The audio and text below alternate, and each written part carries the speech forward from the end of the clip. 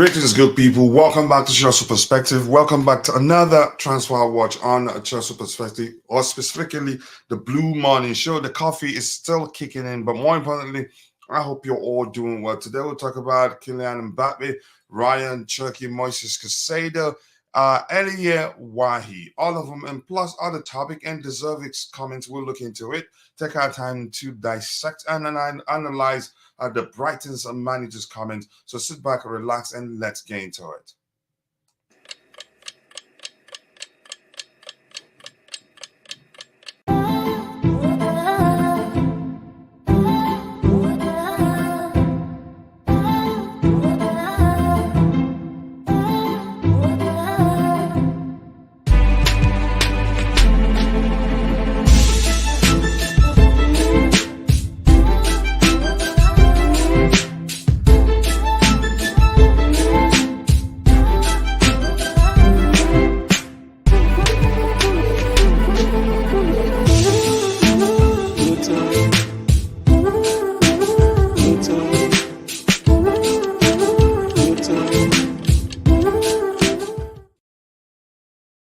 Right, I'm gonna be upfront with you. I don't have the fitness and the energy to be reading that much. I'm still struggling with my voice, and because we've been hosting shows day after day, no break at all to help it relax a bit, or you can say to relieve a bit. I don't know what better term to use for it.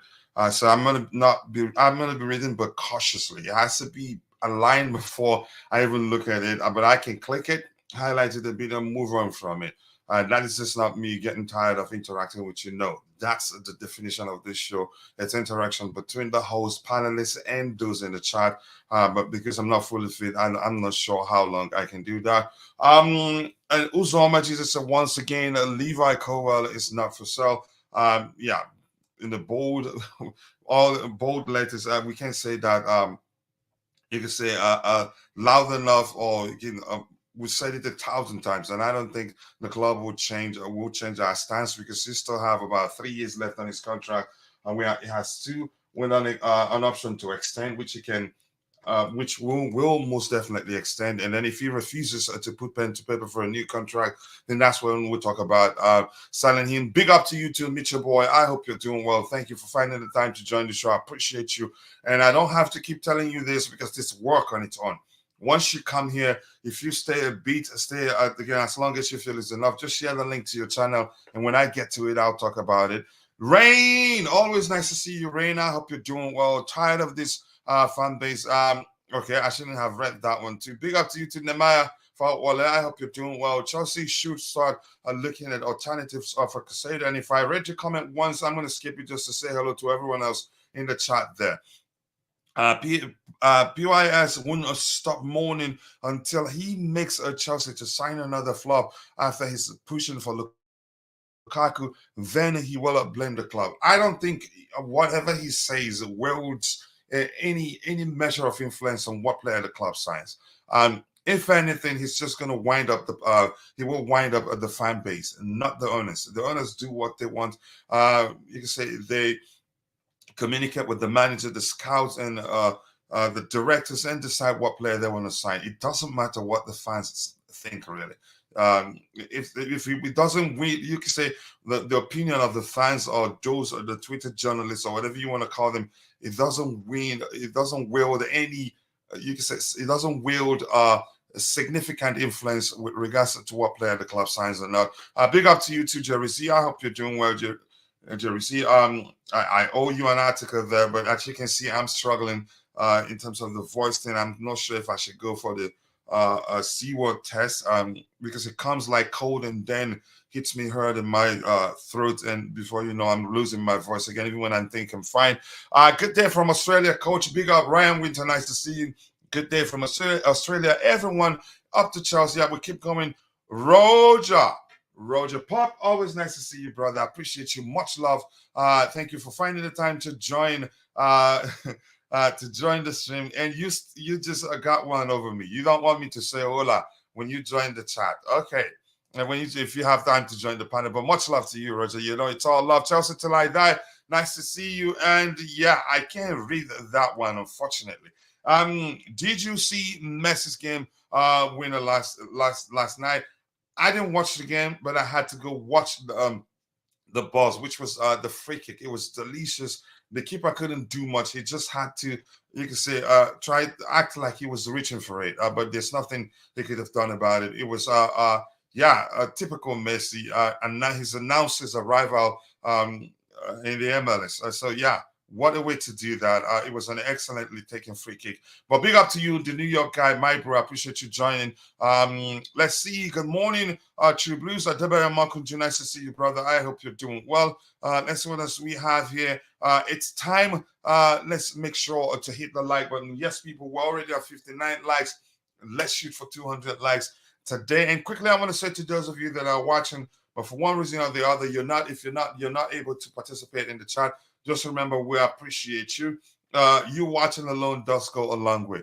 But if you can take a second to drop a like on the stream, we'd really appreciate that. That is, the likes do go a long way, even more than the subscribers are. But if you watching and you like what you're seeing here, please do go ahead and subscribe. We'd really appreciate that. And Liam Lane, I haven't reached out to you for a while now, brother. I know you're coping with your situation, and I never stopped praying for you. Just know that I haven't forgotten, and whenever I remember, I'll send you a message. But much love to you, brother. Yeah, it's time. Let's keep it going. Rain says no Mbappe. We'll talk about that. And Jackson CFC, aka Vivel CFC, aka 343 Dynamo, aka Contender FC. I thought I was gonna miss one, but more importantly, Brianni Yahayu, much love to you, brother. I appreciate you always finding the time to join the conversation here. What's up, Jackson? Go and trend. Let's see what we're doing there. That's a good joke there. Yes, people, smash the like button. We're 50 already. Let's get it to 100 and shoot for 200. We can make it. And thank you, brother Bobby, for finding the time to join the show today. London is blue. It will be blue until Arsenal wins the two UEFA Champions League trophies. I agree with you. Now, London will always be blue until they measure us in terms of the total trophies they've won. Then we'll start talking. Right now, they're not even close. And your name is Football Kings. I appreciate you joining, brother. And let me know if you have your own channel. Then we can find a way to always talk about your channel and promote your channel too. So our fans can go join, support you too. We grow together. JC, big up to you too. I hope you're doing well. Nightbot is so very excited. Yeah, you can say that. Big up to you too. I've said hello to you. Chelsea must run away from Caicedo's deal. No, we must not run away. Everything you heard De Zerbi say, it's normal. It's just what typical Chelsea fans took it and ran with it. You can say they did cross the line. It depends on who you ask. For me, nothing new there. It's business for all parties involved. They want what's best for them. We want what's best for us. Forget about Caicedo, man. Even De Zerbi says that there isn't any pact, a gentleman's agreement between them. He would never say that. And even if there was, even if they agreed on one, it's nothing. It's useless. You know that. And I'm sure they want to sell him. They really do want to sell him. They know he's no longer, he doesn't want to stay with them anymore. And this is the second transfer window. You can say he's pushing to leave. He's told them, he's made his mind, he's made his intent public without hiding anything. He wants to leave. So eventually they will sell him. It's nothing new there. We saw the same, you can say, similar thing happen when we were pursuing Wesley Fofana, Ben Chilwell, named all the big players were signed. You'd always hear the selling club say, we don't want to sell him. We want to keep him. Which is normal. But that's, by the way, we're moving from that. But I get where you're coming from. Use the Caicedo money plus Lukaku trade for Mbappe. Wow. And then you could argue with that. There's a chance we'll score 10 goals and the opponents will score 20 and outscore us. But I get you. It's a good calculation there. Maybe still have enough money left to go find an alternative to Moises Caicedo. De Zerbi is a clown. Wow. To that extent. Yeah, keep dropping the likes on the stream, people. The likes will go a long way. Let's see. Just signing Mbappe is not a wise decision. A rational understand. A rational understanding of Chelsea's squad financial planning and methodology reveals that Mbappe doesn't align with their vision and direction. Here's the thing.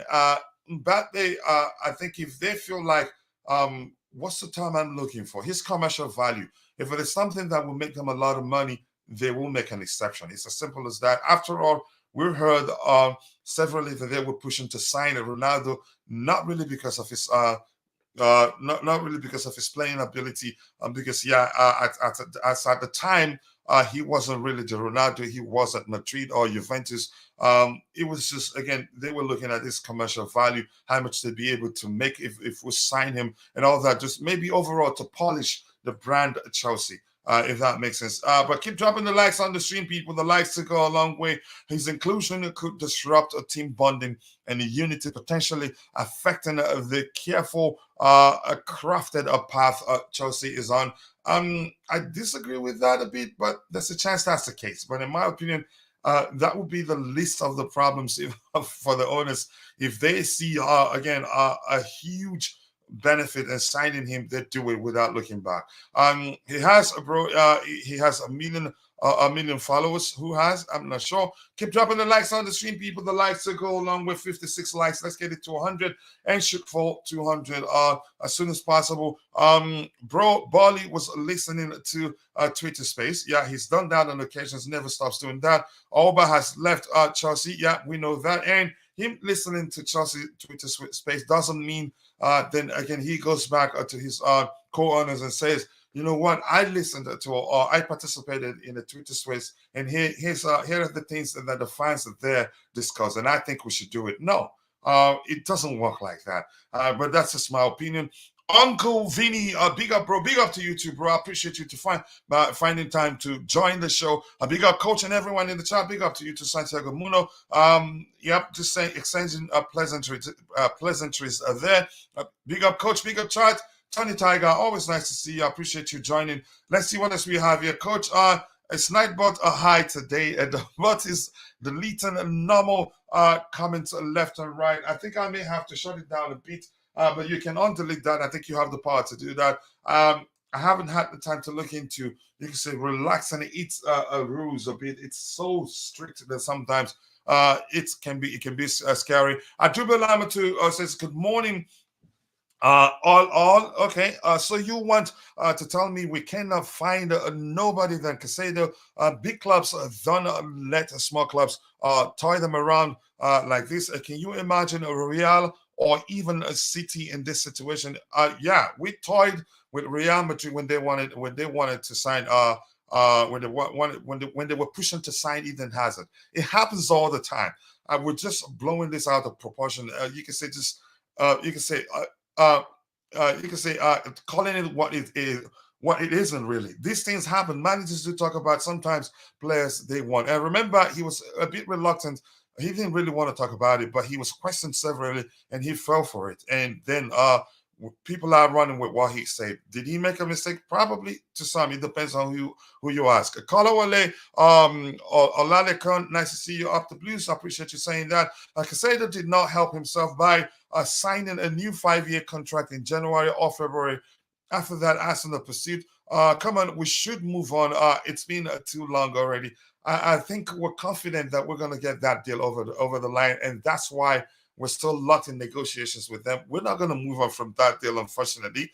People were saying the same thing when we were pushing for Wesley Fofana, even Enzo. Some people were saying move on from it. I think we get it over the line. These things aren't easy. Negotiations are involved, back and forth, and yeah, we'll see what happens. But I get where the frustration stems from. Good morning, Coach. A lot of people must have says, good to have you back. Good to have you two back, brother. De Zerbi says he wants a Colwill and Caicedo to play together next season. He is looking for trouble. Honestly, for me, as I've said before, it depends on who you ask. If you ask me, I'd say I don't read too much into that, really. What he says doesn't change anything. It sounds like, for me, it sounds like even more they want to sell the player, but they want to get as much money they can from selling one of their best players. To me, I don't read too much into it, but that's who I am. But we have every right. Again, we all see things from different lenses. You can say, yeah, but let's see what happens there. Uncle Vinny, much love to you. Keep dropping the likes. Good day, Supreme Course. I appreciate you finding the time to join. We have 90 people watching and we have 60 likes. Let's get it to 100. We have to get it to 300 likes today, people. People believing Mbappe will pick Chelsea over Real Madrid with no UEFA Champions League football. Yeah, but you're allowed to dream. Let's just leave it at that. The game tonight promises to be an end-to-end attacking battle, providing a great opportunity for Chelsea youth to assert their authority and boost their confidence with a delightful victory. You can say stake a claim for a place on the team. We should start a serious talks with Fulham about Paulinho, leave Brighton with an unhappy player and revisit next summer. Yeah, and you're quite sure that if we walk away from the deal that he still be available, we'll still be the only ones pushing to sign him in the coming season. I don't think so. So now is the time to get the deal over the line. I get it. I understand our frustration and you can say the respective perspectives that I've seen in the chat because we all see things from different lenses. De Zerbi is coming from Shakhtar, the biggest club in Ukraine, hence the arrogance of a big club. Somebody tell him he is a Brighton, not a feeder club. Here's the thing. I'm going to say this quick. I think mainly most of us are frustrated because we're dealing with Brighton. If we're dealing with Real Madrid, Manchester United, and they're behaving like that, I don't think we'll be complaining too much. Yeah, it happens. So remember how many times United had to beat before they were able to sign Mason Mount. Remember how many times Arsenal had to beat before they were able to sign Kai Havertz. And how many times have we, again, how many beats have we put in, on the table for Brighton? I think, if anything, for this particular transfer window, one. So I don't, to me, I don't read too much into it, but that's just what I am. Constantine Dante, always nice to see you. I appreciate you finding the time to join, brother. Let's see what else we have here. The Caicedo thing is so disappointing after all this time of talking and no yield.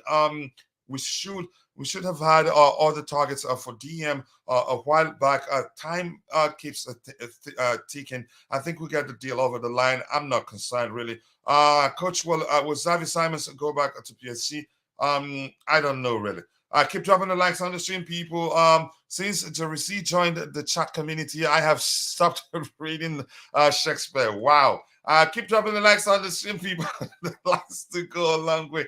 No hate to Brighton from me. Brighton smell blood after they sold Cucurella and their other staff to us for a premium. We did this to ourselves. That's another way to see it, and that's differs from all the takes that I've seen in the chat for a while since the show started. Hi guys, is this a Caicedo deal?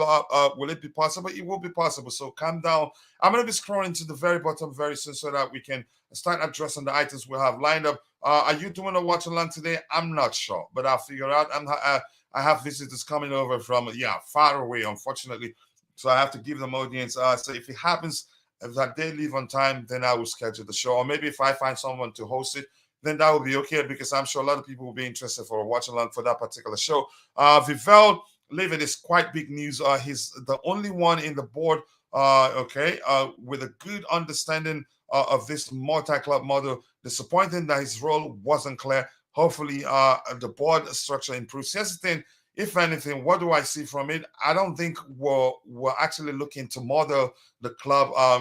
You can say to mirror the Red Bull model. No, I think we want to be different.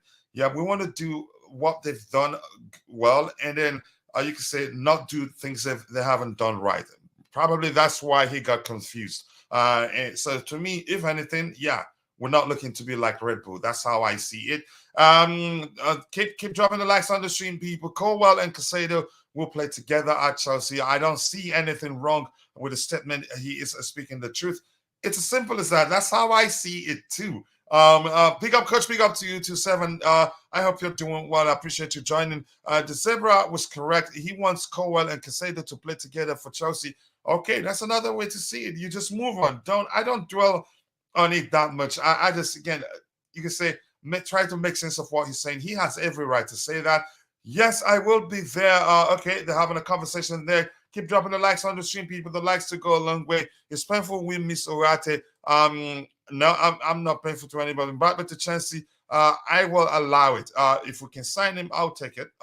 Keep dropping the likes on the stream, people. The likes that do go along with. Now that Chelsea fans and Brighton fans are at each other, yeah, that's a war going on, really. At each other's throats over Caicedo. This coming match has a lot more meaning behind it. I really don't want us to lose. Yep. Even again, you can say they become serious rivals. You could say that too.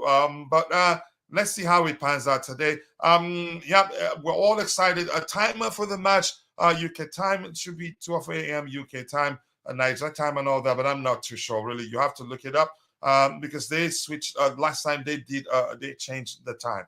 The supposed starting time was changed. You can say the reported starting time was changed. BK, I get Pauline here from Fulham and Zubimendi. Ignore Caicedo. I don't think we're ignoring Caicedo. I think we want him and we're sure he's going to come to us. And we've seen that he wants to come to us. More importantly, I want us to sign players that want to come to us. And he's one of those. And I don't think nothing actually is complicated here. It's just us, you can say, paying them what they want or paying something that we know is reasonable. But I think Chelsea knew exactly what they were doing when they went with just 70 million without even add-ons. So the second bid would be a better offer, closer to what they want or exactly what they want, and they'll take it. Yeah, you can say, you can say it's a game of cat and mouse or a chess game at this point. Everybody trying again to win, but I think we'll get the deal over the line, and I don't see them. They're not going to risk keeping him because that's not the first time he's pushing to leave the club. This is the second transfer window that he's pushing to leave the club. Should be seeing a few more of the first team tonight. I think so too. At least that's what we think. But Constantin Dante thinks otherwise, and I believe him. There's a chance we might not want to risk too much. We might, again, the manager not risk actually. The manager will see it as an opportunity also to take a closer look at the young players in the team to see how they perform with playing against a much, you can say, difficult opponent, for lack of a better term. James Silva so interested to see how the youngsters alongside them. Yeah, he will mix it up a bit of leadership. Let's see what else we have here. Keep dropping the likes on the stream, people. The likes do go a long way. And also, yeah, you can also become a member. We haven't done the monthly giveaway, the Stay in School project. I think we'll do it anytime soon. I'm not too sure today. Maybe it depends on how many people we have watching. We have not beaten Brighton for 2 years now. It's time to correct that. Yeah, there's no such thing as a preseason. The Premier Brighton are they are our Premier League rivals, so we have to beat them going into the season, knowing that we're able to beat them, even though it doesn't matter if they started their third 11 or fourth 11. The Blue Tiff again, always nice to see you, brother. Big up, Coach Jerry Z. Jerry Z's kids must love bedtime stories. Okay, I don't think Morgan Freeman could narrate a story as well as my guy. Yeah, very formal too, and again gets his points across effectively. Yeah, I agree with you. Mbappe to Chelsea, Chong Nunga. Let's see if it happens. Keep dropping the likes on the stream, people. Abdul Kareem's Chelsea FC 100%. Much love to you, Abdul Kareem. And it looks like that's your first time here. And if you're just joining us, if this is your first time, please make sure you drop the like on the stream. You drop a like on the stream, and also do subscribe to the channel if you haven't. Any Ilaka, Moises Caicedo is a good player for Chelsea. We need Moises Caicedo at Chelsea, and hopefully we'll get the deal over the line. Keep dropping the likes on the stream, people. Havertz and Mount also played on each other overnight. Oh, I didn't watch that one too. Coach Mbappe needs to change the color lotion and stop trying to save on dyes. The cooler, okay, it's all over his forehead. I think that's the effect I use on that one. But anyway, thank you, DJ Surf. Always nice to see you. Good afternoon, Coachella, and everyone in the comments. Remember to subscribe and smash the like button, people. Let's get the likes up, and please do subscribe to the channel if you haven't. No judging on Havertz versus Mount. Okay, I didn't see that. Let's see what happens here. Keep dropping the likes on the stream. Would Mbappe play in a team not going to Champions League? That is a big question. Yeah, money is involved, and the rumors are the Saudis want him to come play this season and then join Real Madrid on a free in in 2024, because I strongly believe that Madrid is his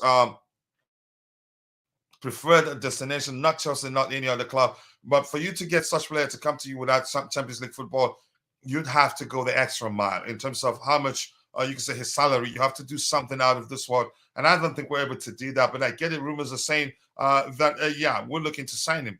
That's a big question. So I agree with you. Keep dropping the likes on the stream. Constantine Dante.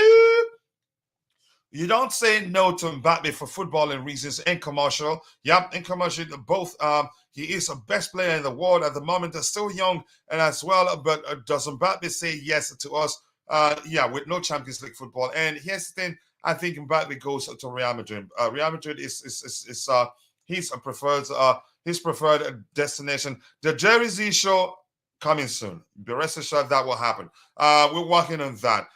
Keep dropping the likes on the stream, people. The likes will go a long way, and also do subscribe to the channel if you haven't. 76 likes, 24 more to get it to 100. Let's make it happen. Coach, if we get Caicedo, the pressure will be high for him. Have some fans who are done saying move on. Okay. They find we should not be doing all this with Brighton. But we haven't actually gone there. We haven't actually pushed that much. All we've been hearing that we're talking is just verbal talk. The initial offer actually was a verbal offer, nothing on paper. We were told. So yeah, we haven't actually done too much. It's just that again, the length of time we've been hearing that we want to sign Moises Caicedo. You can say it's been long. That's why people are just thinking, yeah, it's taking too long and we should move on. But it's not that simple, really. Can you sell a player to club he did not want to move to? No, you cannot do that. You cannot, but they're just putting it out there. They're trying their luck. They want to see if they'll be able to get something at least from selling him. Even Real Madrid, again, if they want to be respectful, they'd push to sign him now. If they fear that other clubs could sign him, they will maybe push to sign him now. But you only sell a player to a club where they want to go. For instance, we could have gotten more money had we sold Christian Pulisic to Lyon, but he wanted to go to AC Milan. That makes a lot of change, a lot of differences, so to speak. Where the player wants to go, you can argue trumps everything else. You have to be again. It takes something. It have to take something special to convince him to go to a club that he doesn't want to go to. Does Cherki does Cherki have more professional appearances than Angelo? I haven't actually compared them both.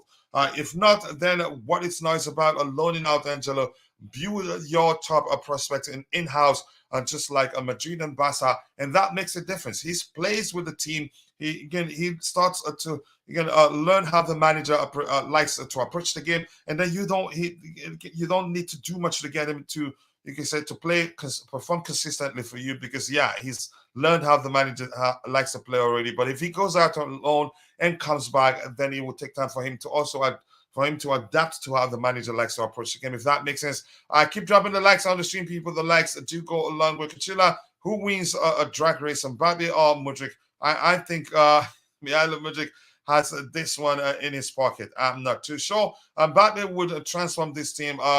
Absolute monster of a player. Problem is his ego and arrogance. I think we're seeing things from outside and calling him all sorts of names and believing that he's arrogant and all that. I'm not too sure. I'm not going to go to the extent of doing that. We've heard stuff that has happened, quite a lot of stuff that has happened at PSG, but we're not too sure the root of those issues, which is, again, jump to conclusion based on how we reason. To me, I wouldn't go to that extent. I agree with you, Coach. We must not back out from a player who wants to play for us. We die there till we sign him. Maybe that's another way to put it. Honestly, I'm serious about that. But actually, we haven't done too much. We haven't actually pushed as much as a lot of people believe we've pushed. We just had one bid rejected, and that's it. And every other talk has been over the phone and all that.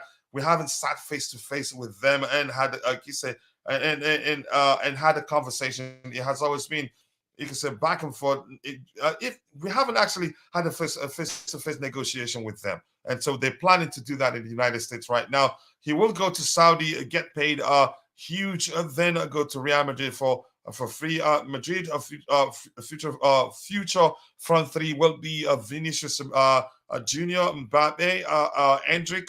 That is terrifying for any defense. Okay, let's see if that happens. Keep dropping the likes on the stream, coach. We will surely sign Caicedo. Deals such as these do not come that easy. Expect Brighton to play such a game, especially then they were fooled into believing they can sign Kowa so easily. I don't think we fooled them. I don't think we fooled them. Or maybe they were the ones that believe they can sign him easily because he was with them. And they probably had a conversation with him, and he told them, yeah, he's willing to join them on a permanent.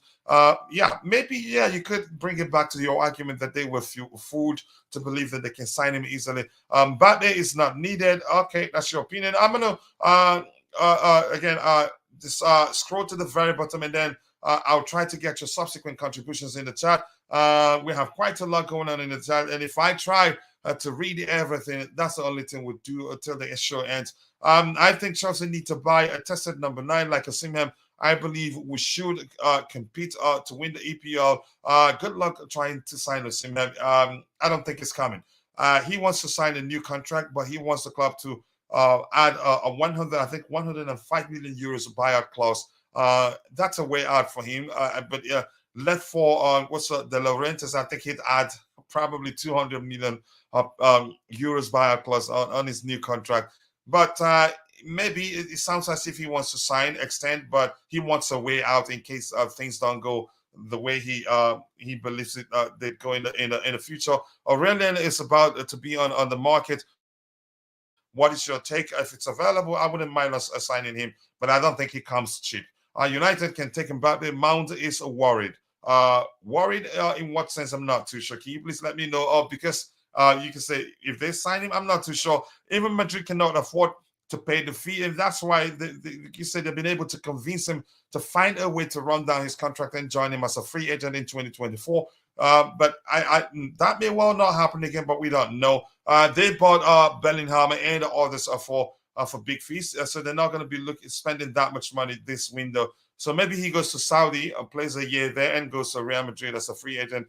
That is if PSG agrees to loan him to any Saudi club, which I think they will. They have a super links there. Let's see what else we have here. I see into so many Chelsea fans are thinking they have a chance of getting Mbappe. That is only delusional. Okay. Looking forward to learn from you. I enjoy hearing from you. Yeah, live. Thank you so much. I appreciate that. Kande Eric. That's very kind of you. But more importantly, thank you for always finding the time to join the show. Keep dropping the likes on the stream, people. The likes do go a long way. Let's see. I don't get United. They say Mbappe is United level, and then they go and buy Mount. Okay, you tell them to Rashid. I'm going to move on from that fight.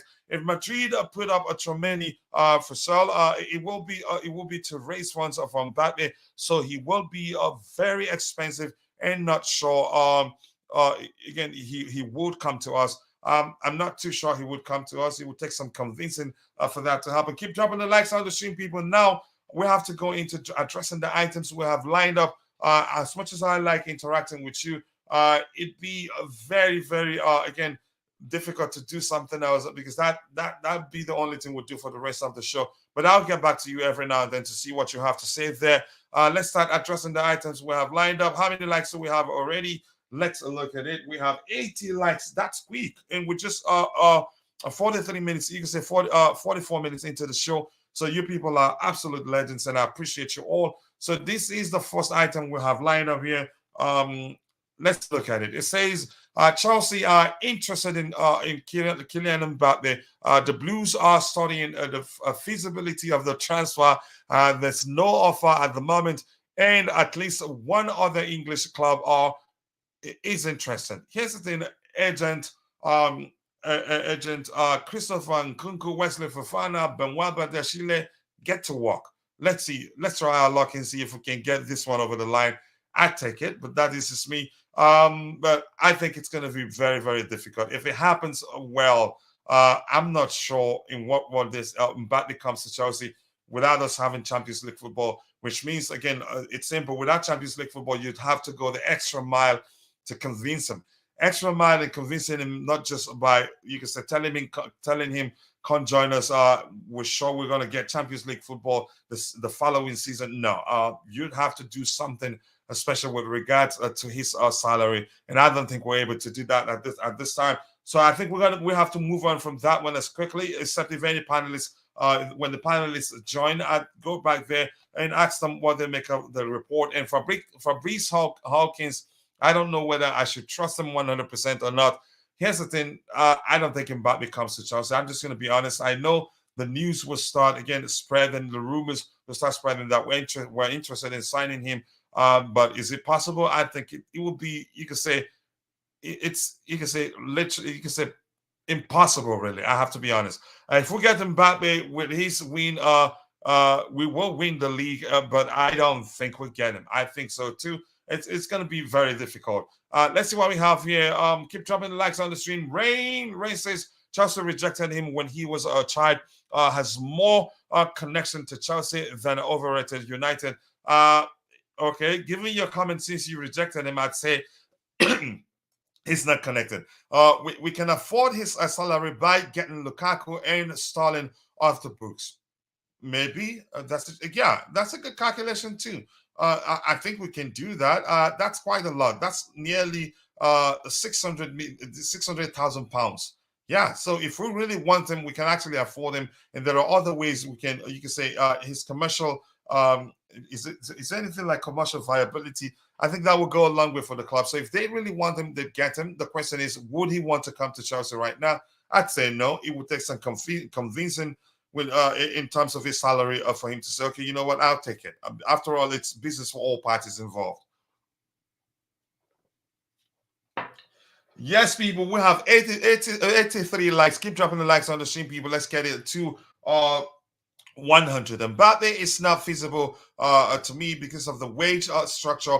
Otherwise, the board are looking from a different angle. I really doubt it. I do doubt it too. But let's see whether I'm not too sure whether to believe what we're seeing out there or not. It says Arsenal have more chances of getting Mbappe. Okay. Angelo is next. And Neymar, you think it's next? Neymar, give him a chance. I think he gets a chance, in my opinion. Let's say Chelsea need Kane to win the league. We need to spend money. Too many kids will get us nowhere. I am worried for the season. Stephen Hutchins, here's the thing: I think we'll sign players.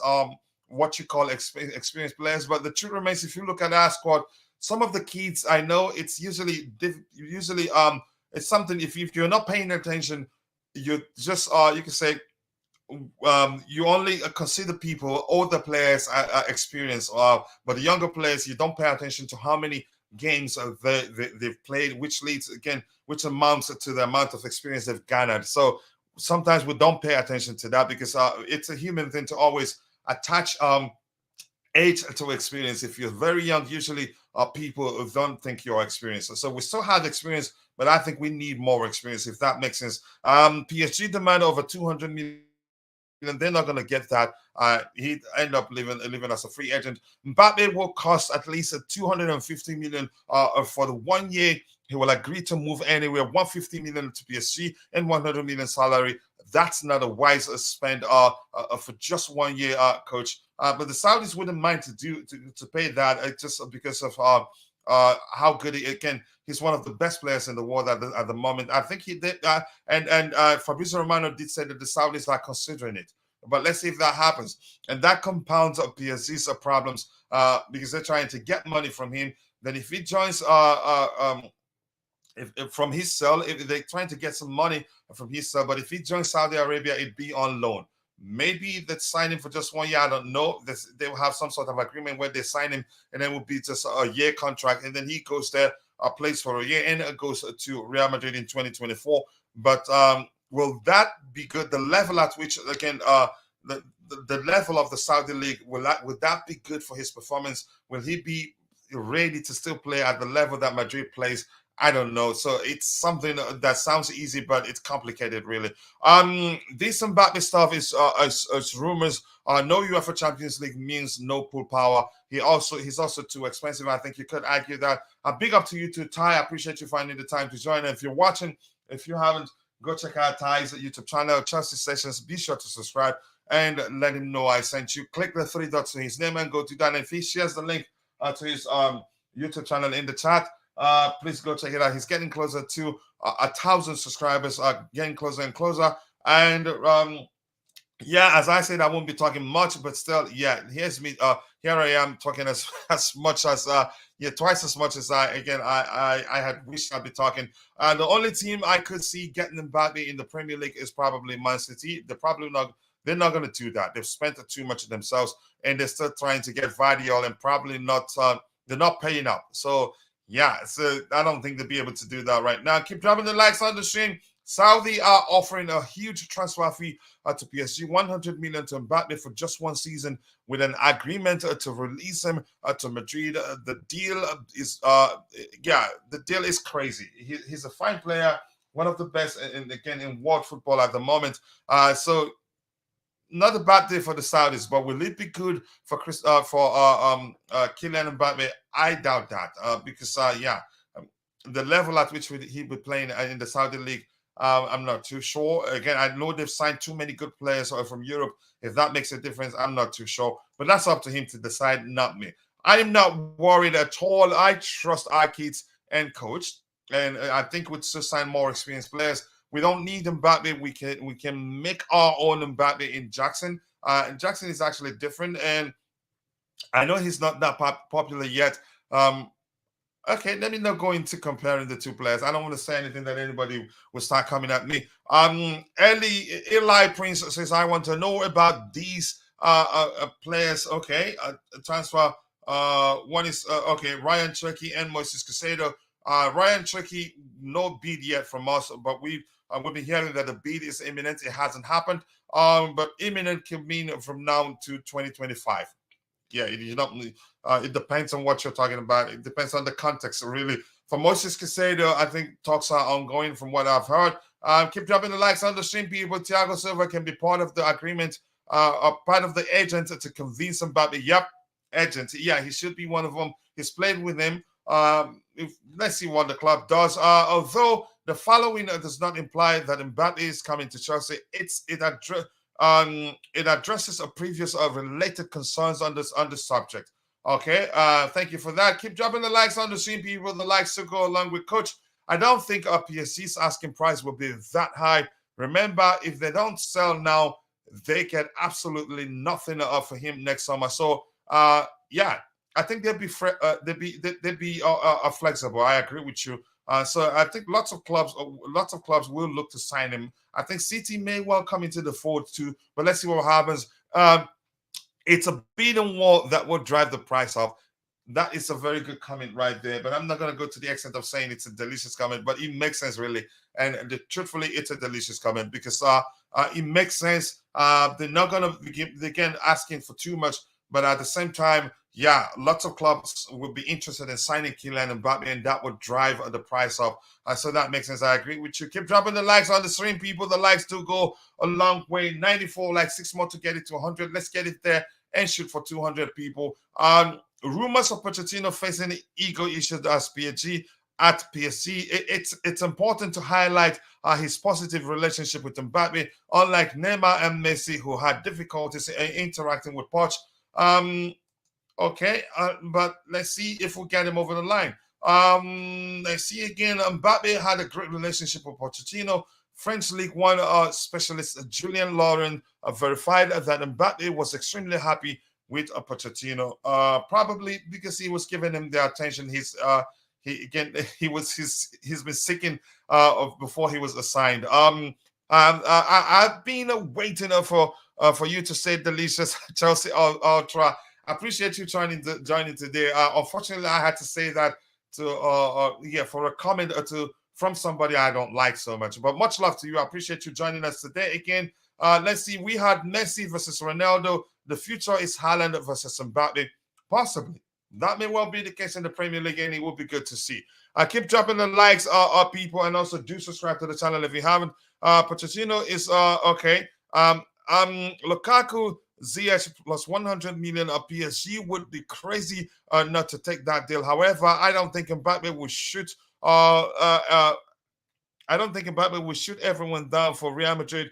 No way he screws them over for a third time. I think he goes to them. He actually had to apologize to them publicly after he extended his stay at PSG. Yep, this Mbappe discussion must stop. Completely pointless. No, we're not going to stop it because you want us to stop it, but we have to talk about him because it's out there. Yes, coach, it was a delicious comment until you soured it with your attempted tapping. I am still watching you, bro. Much love. The beautiful game. Even though I don't like you, but I still love you. I don't know how else to phrase it. But keep dropping the likes on the stream, people. The likes do go a long way. Let's see. Let's move on to the next item we have lined up here. Rashi will love you, but better be careful before somebody gets up pissed. And you can say, time you out, or maybe ban you from the channel. But I don't think they do that. We love you here. Keep dropping the likes on the stream, people. 96 likes, 4 more to get it to 100. Let's make it happen. And then we shoot for 200 and even more. Let's see what other item we have lined up. But before I do that, because I have Ty in the house, let me get his opinion here. Ty, big up to you and thank you. I appreciate you finding the time to join. Ty, what do you make of the Kylian Mbappe, let's call it a rumor, and do you trust Fabrice Hawkins? I don't know him that much. I don't trust him. But I want to hear from you, Ty, if you're there, if you're ready to speak. Otherwise, I'll move on. Can you hear me? Yeah. Go ahead, Ty. Go ahead.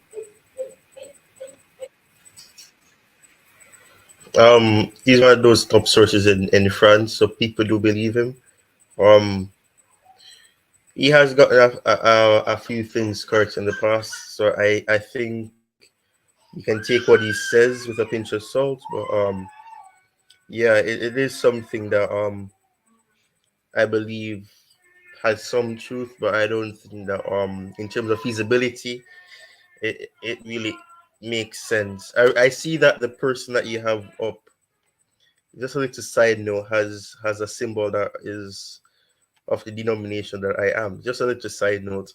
I don't know if I'm wrong. They can always correct me. Mm-hmm. That the symbol looks like something that I know. All right. So beyond whether Fabrice Hawkins is a legit source, do you think it's something that Chelsea can do? They can offer something probably, but in terms of wages, how far can they go? Mm-hmm. I don't know. I don't really know about that aspect. I think that would be the downside to everything, and any Mm-hmm. potential move for the player. But I'm All not right. sure. Let me see. Mm-hmm. Go ahead. I don't think that it's really. I'm not saying it's not possible because anything is possible. But in terms of leveling the books, the club have done enough to say that they could offer something. But then again, that's gonna have to exceed 100 million or something within that range. So Mm-hmm. I don't know. It doesn't really make sense. And we don't have Europe. So in terms of if Real Madrid don't come in for him, I don't know. There has been quotations by Fabrizio Romano, I think, as well that Mbappe hasn't given any sort of indication that he's willing to go to Saudi Arabia or to join a Saudi club. So that is one thing. Talks have been going on with PSG from that side though, but I don't think in terms of that if he's said he's willing to join them. But in terms of Chelsea, I don't think Chelsea would be the likely destination for the player because obviously we don't have Europe.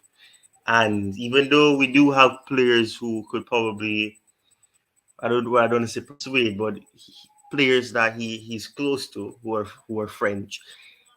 I am not sure if Mbappe is going to really want to join Chelsea if the options of a Real Madrid is there, or he can get high wages from the Saudis. I don't know. Chelsea are probably on the back burner very far. They're probably the fuel. I don't think that they're one of the top options, but I mean, any crazy things have happened in football. Anything is possible in terms of what the club have done in terms of outgoings Mm-hmm. and the balancing of the books. It does give them some sort of freedom, and they don't really have to worry about FFP because they've done quite well in terms of balancing it, having good cash flow.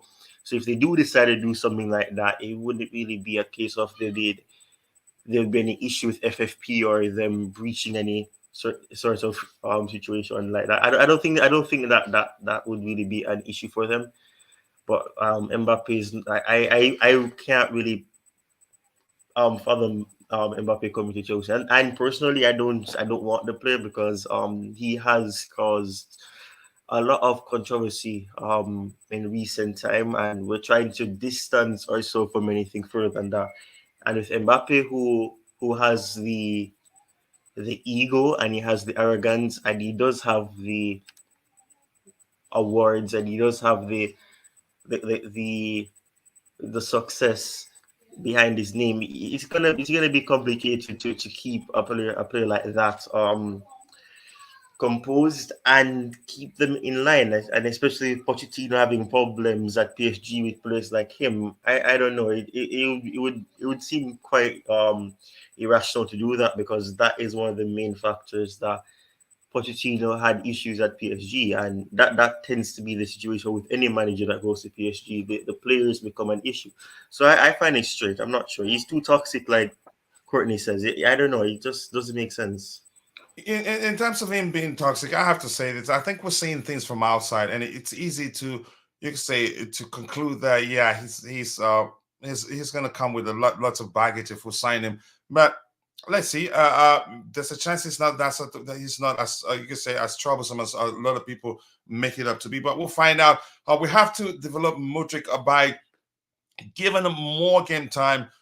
Just give me 1 second here. By giving more game time, no need for Mbappe in our situation. It's business. If they do the calculation and feel like they make quite a lot of money from short sales and all that, they'd sign him anyway.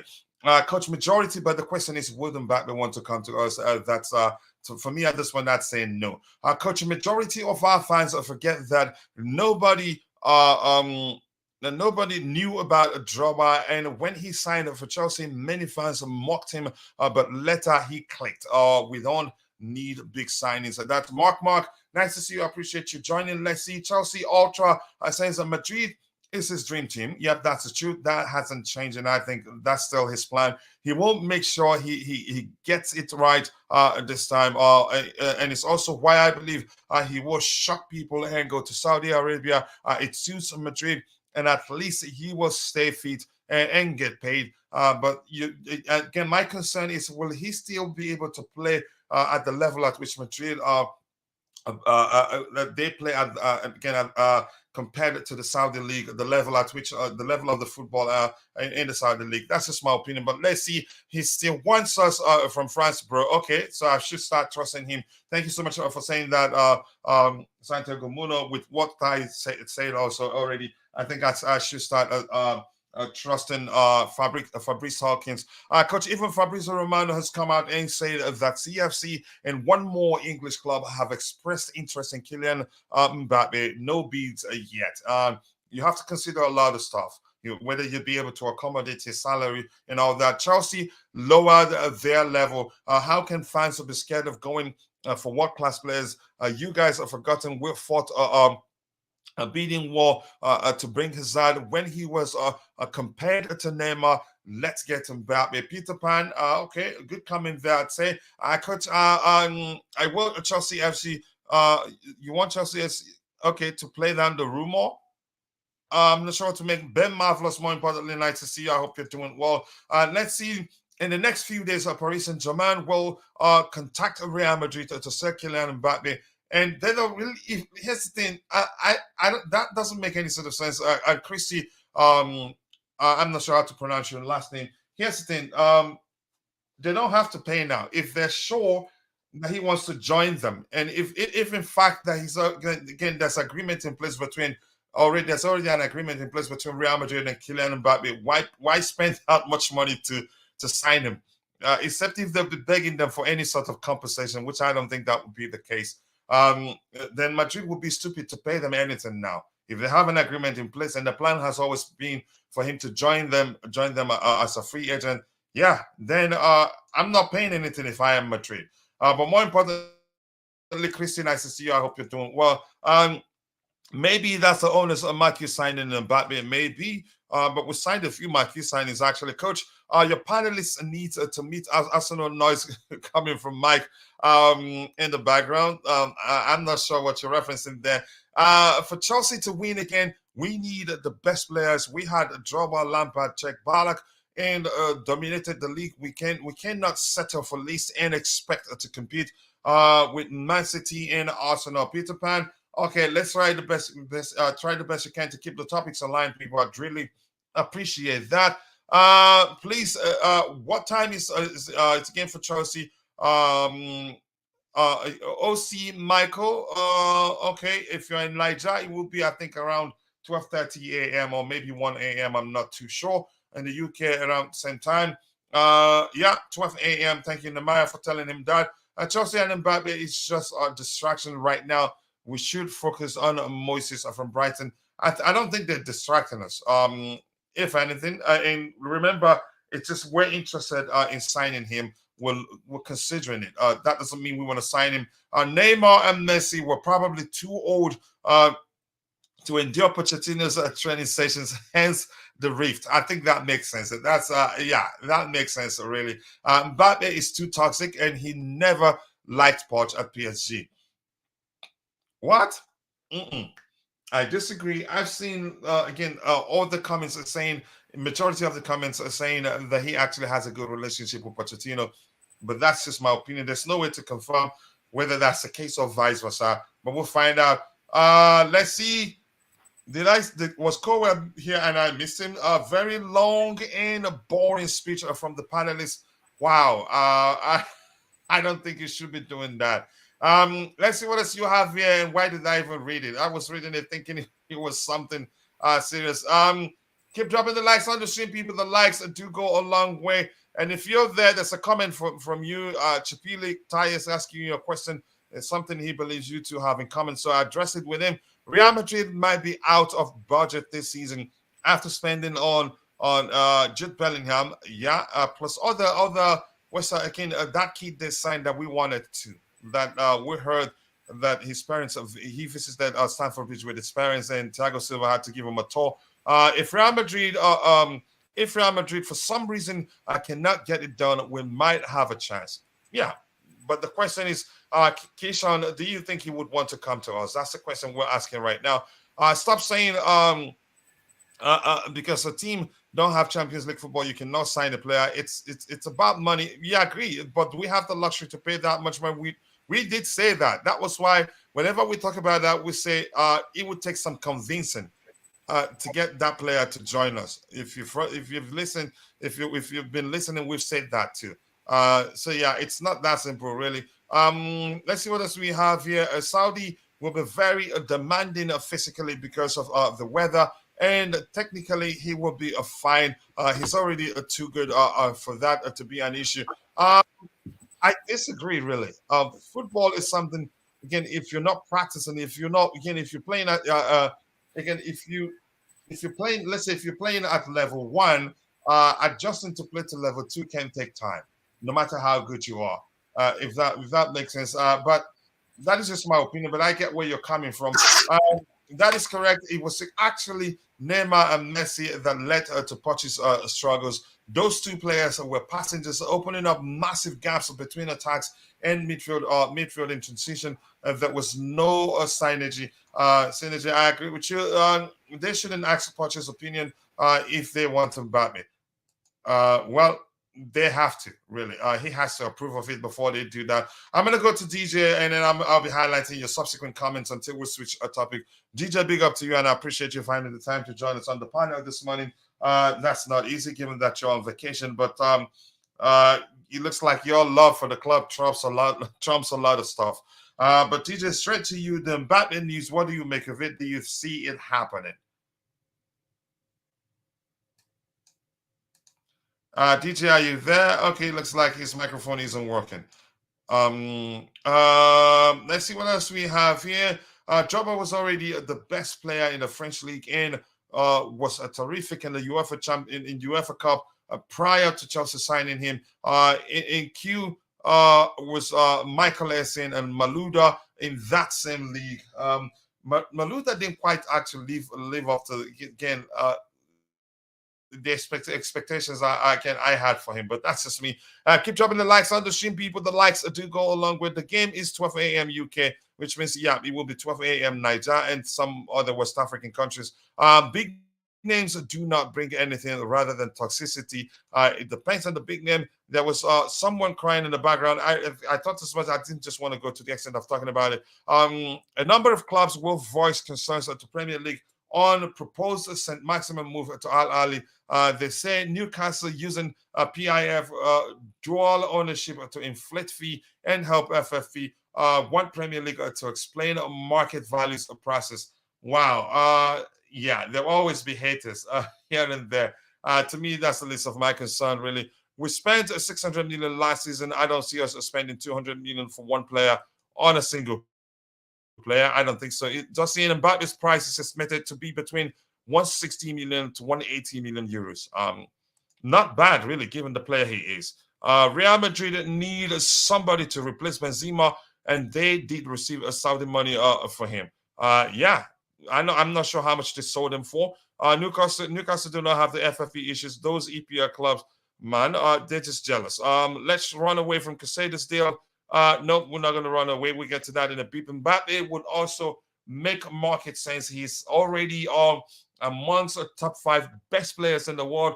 DJ, is your microphone working now? Or you still having issues with it? If whenever you it starts working, you can go ahead. The floor will be yours. We will not let him. He wants Madrid, and okay, we will not get him. I think. He wants Madrid, and Chelsea will not let themselves be used as a temporary stopgap. I agree with you on your levels comments, but it will only be a season. Yeah, but even at that, it could still turn out to be a huge issue. But you never know. That's just my opinion. Marketing that doesn't bring trophies. That's why PSG didn't win UEFA Champions League.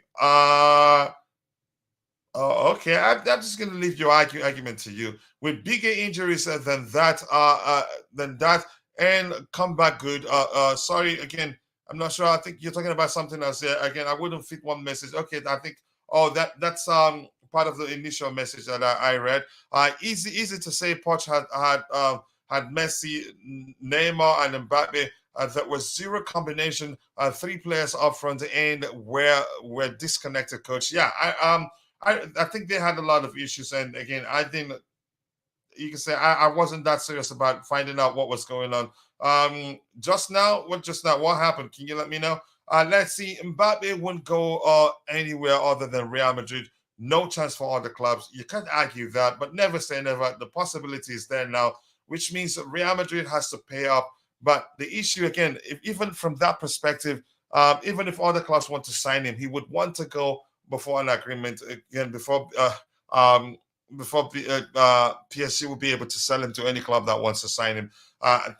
That's again as far as what I know with regards how football transfers work. I keep dropping the likes on the stream, people. 107 likes. Let's get the likes up and let's shoot for 200 and shoot for go for 300 when we get there. Let's see. Can you imagine a loan with an obligation to buy? That would really stir things up. Yeah, I agree with you quite a lot.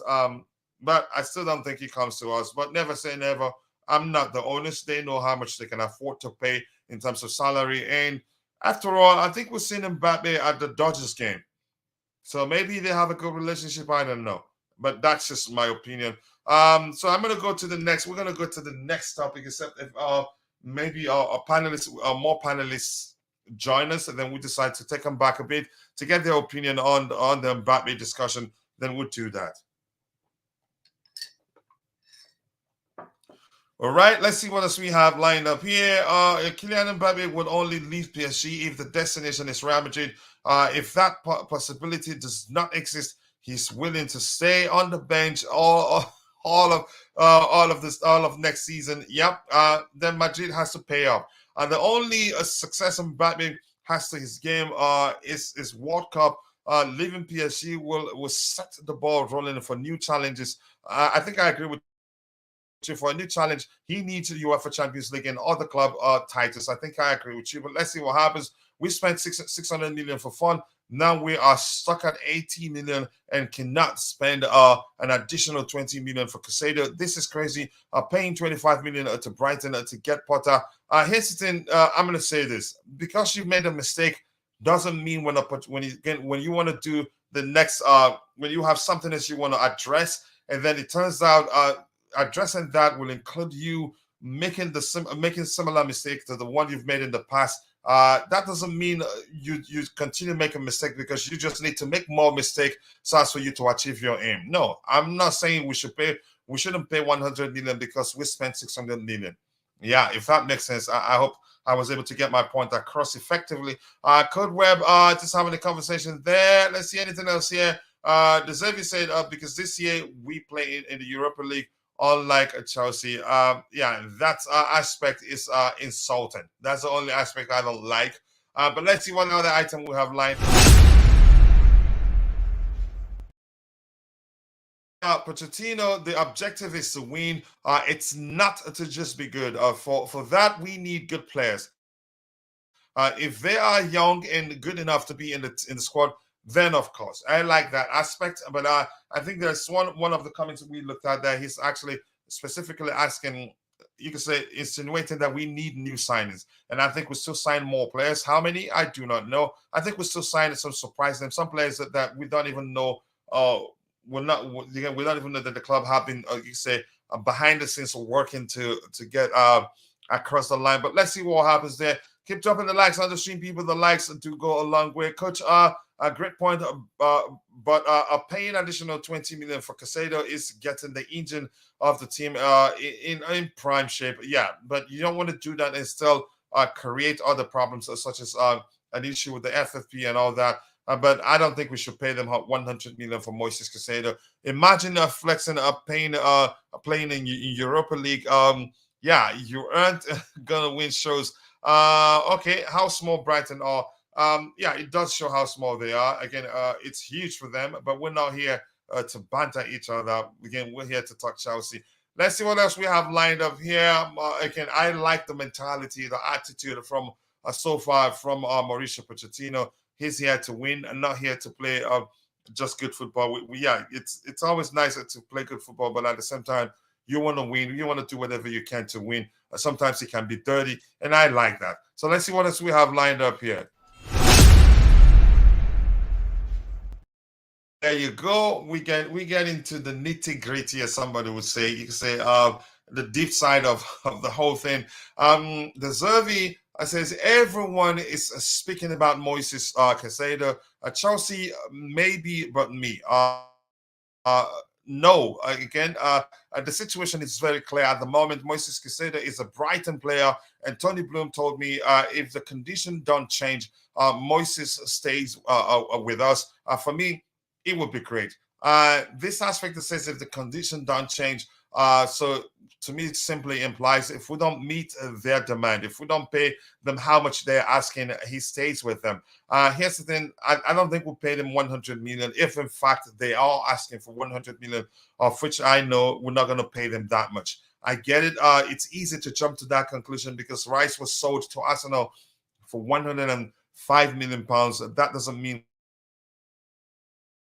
we should pay something similar. Rice has won something. He's more experienced. He's older. And Moises Caicedo isn't as close. Again, he's not as experienced as Declan Rice and hasn't won anything. But I don't think that aspect is down to, again, I think it's just people making up things. They're just quoting the numbers based on how much Declan Rice was sold because it's believable. Yeah, if you see again on Twitter that Rice was sold for 105 million. So Brighton, for that reason, is asking for something similar because they think that Moises Caicedo is equally is as good as Declan Rice or even better than Declan Rice. Then you'd believe that. But to me, it's absolute horse doo-doo. If you ask me, I don't believe that one bit. Yeah, for reasons I've talked about, you can say it is believable, but I don't think I would say it isn't really. But that's, by the way, I'm moving from that. We have an AD love for Blue in the house. And 81 small. I want to take this opportunity to say thank you for always sending me those updates. They've gone a long way. Even when I don't use them during the live stream. I do create YouTube shorts with them. But I appreciate you joining. I hope you're doing well. I'm going to start you. We haven't gone too far, Ken. I'm going to start you with this one here. What do you make of the Mbappe story? And I'm not going to go back to that again. I know some panelists might, you can say, later on join, but I don't think it would be nice going back and forth. We have other things we have to go, you can say, go take care of after the show. But let's start you. What do you make of the Mbappe rumors? Big up, coach.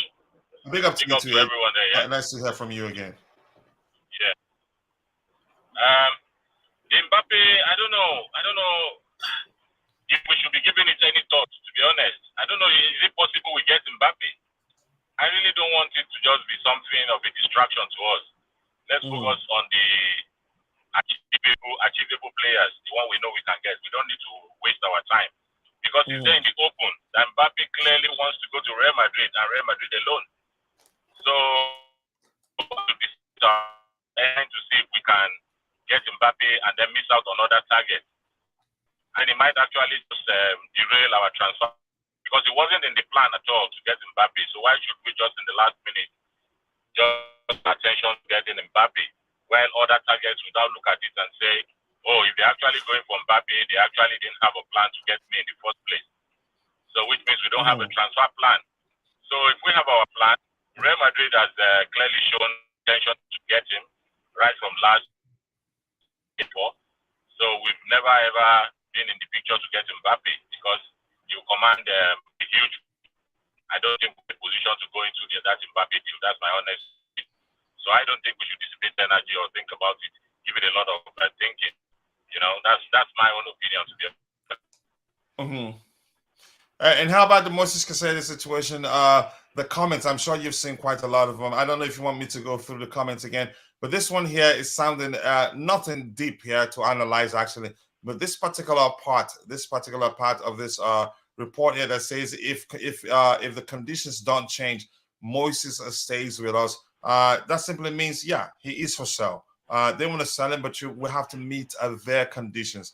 I don't know if that means if we don't pay them 100 million. I don't think that's the case. I don't think we'll pay them 100 million. Maybe it will be close, but not 100 million. But what do you make of this particular report here? I mean, it's within their right to say whatever they want to say about their player. It's still their player is contracted to them, so they can say whatever they want to say just to try and push whatever the purchasing club, which is in this case Chelsea, to me. So, but for me, when you listen to Arsenal fans, they said, "Oh, Chelsea destroyed the transfer window, the transfer market, and the transfer price, paying 105 million for Enzo." And then when Chelsea fans want to say, they say Arsenal fans paid too much for Declan Rice. So that's the standard. That's the benchmark that Brighton to say they feel, in their own opinion, that Caicedo is a better player than Declan. That is what it means. So I don't know what way to. It's just repetition upon repetition, the same story every day. You know, saying, "Oh, we are discussing this week. We are talking to them. The deal might happen this week." Everybody thought the deal should have happened before this tour to the US. But here we are now. It's still not happening, and we are playing them tonight or later in the morning. It's still not happening. So we just have to. I don't know if we have to pay whatever they demand for, or whichever. And then we caused it to ourselves as well, because when we overpaid for Cucurella, that was another bad decision from the club to overpay for Cucurella. So for us overpaying for Cucurella, they will look at it and say, yes, this team, we are desperate to have Moises Caicedo, which honestly we do need Caicedo, and they know it. There's no other player in that position being linked to Chelsea that we are actively chasing, you know, and they know it is in the open there for them to see. So they are within their right to demand for whatever they want to demand for, and it's still within our own right to say yes, we pay or we walk away. But at this stage, do I see Chelsea walking away? I don't think so. So we have to try and meet somewhere around the 90 million mark, I think that should do it. But they're still insisting on getting Colwill, for us to include Colwill in the deal. So that's not helping matters as well. So, but if it's outright cash, I say we'll be in and around that 90 million mark. Yep. So, And again, go ahead. No, go ahead. You were still talking. Go ahead. Sorry.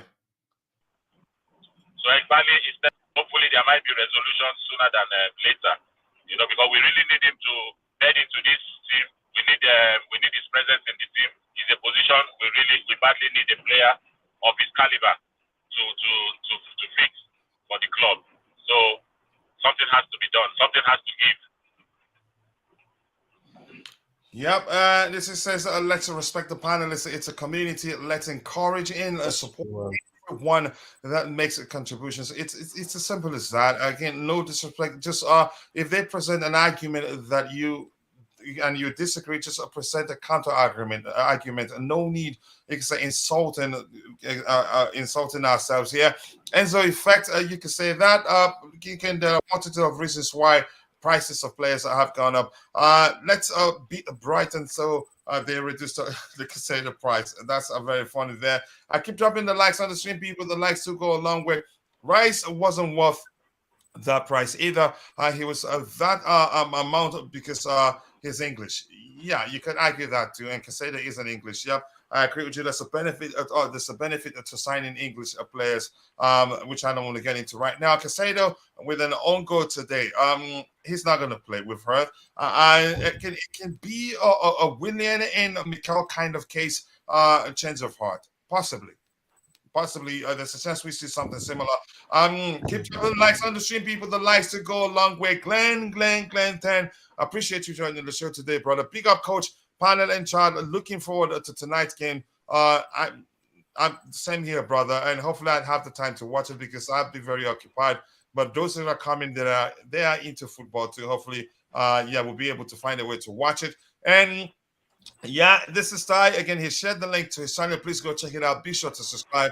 Let's help him get to 1,000 subscribers as soon as possible. The link is there in the chat. I've just highlighted it. Please do that as soon as you can.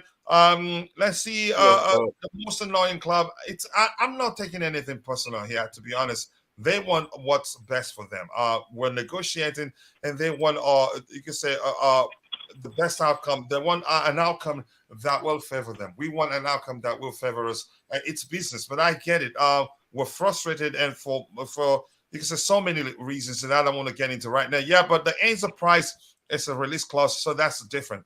Caicedo doesn't have one. That's why it's even more difficult.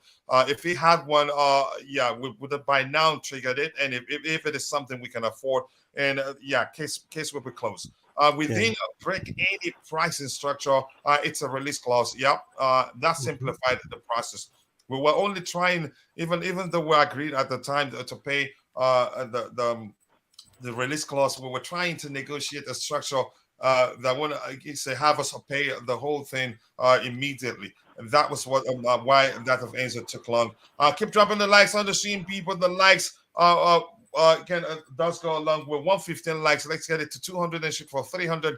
If anything, it's Arsenal who destroyed the price structure and inflate value. You could argue that with how much they paid for Declan Rice and how much they went in for 17 million. They went in with 17 million for Moises Caicedo. I think that was in January. So so they were the ones that messed up the whole thing for everyone.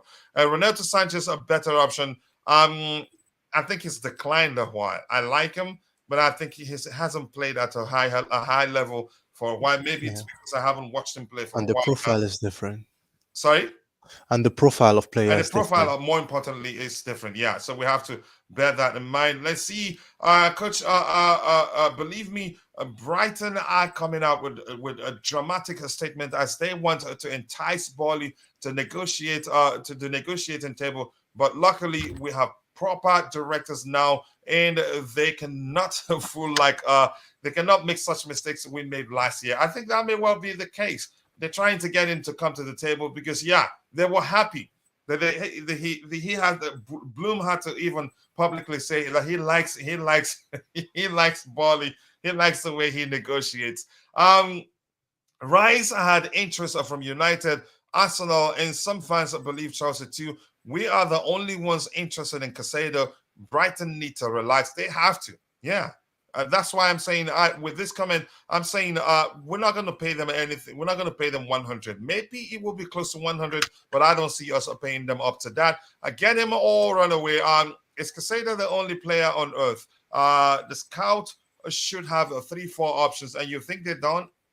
Yeah, that would also reduce our spending price and make us more faster. We cannot always get the first priority target.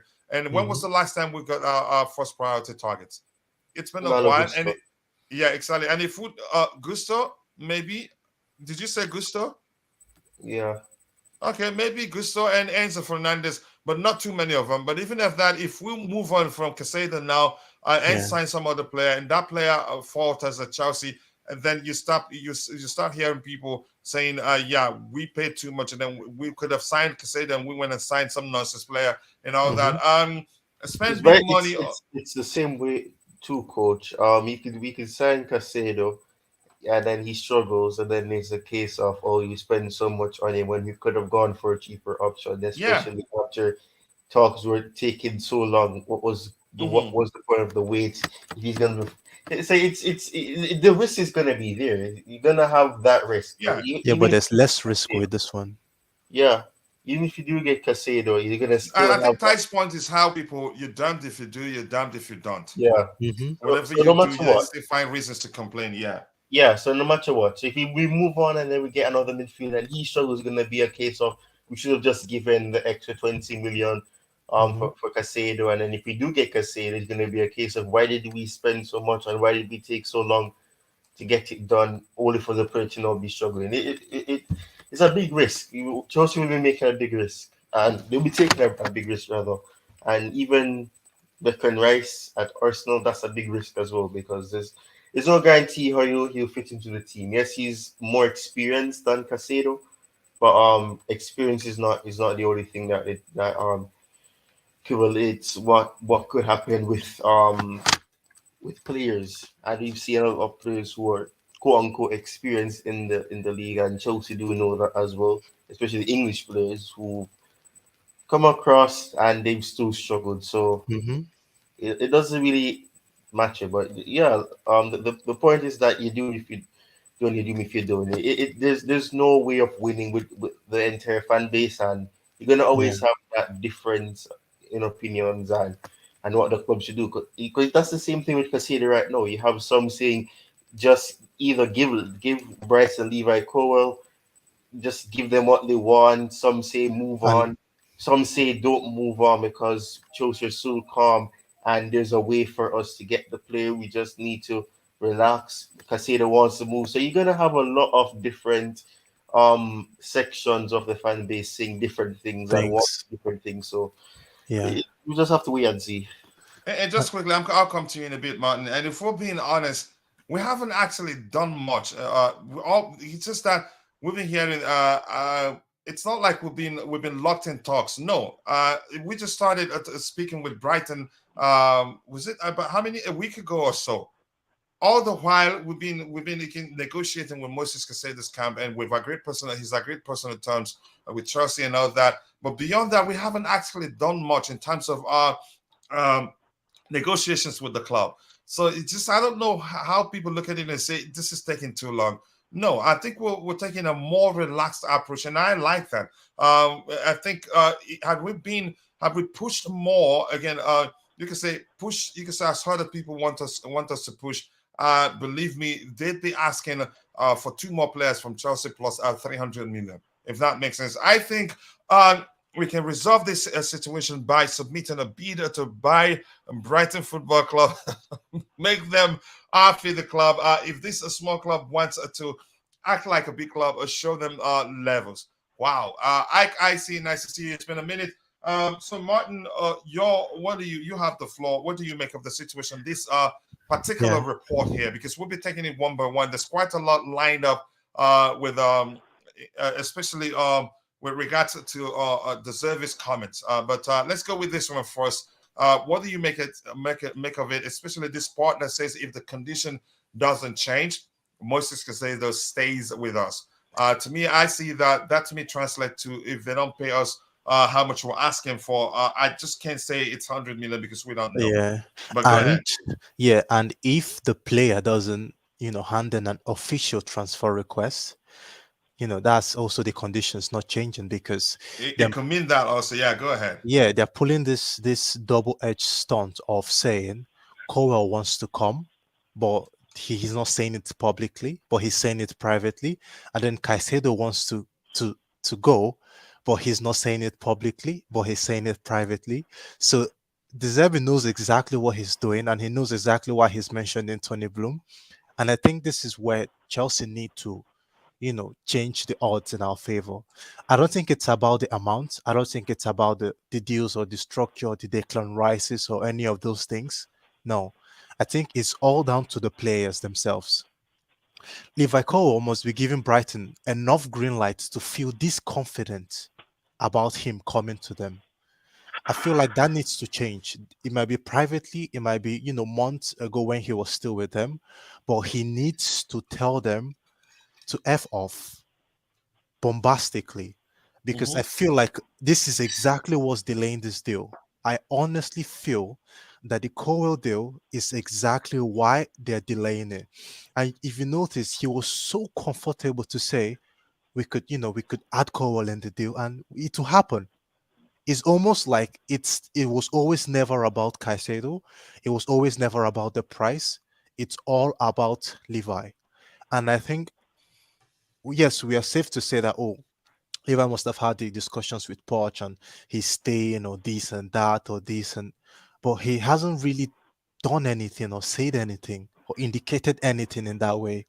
And if indeed he's still having messages with De Zerbi or members of the Brighton team, and he's giving them an indication that he's still trying to find a find a way to go back to them, then I think we're putting ourselves in this really difficult situation that we'll still get to anyway. So I feel like we need to speak to Cowell, and then he needs to make his intentions public, not private, because people can see all sorts of things privately. He needs to come out like Ian Martin and say, "Oh, he's enjoying his football. He's looking forward to the season," and yeah, and once that happens, I believe this Caicedo deal will go through.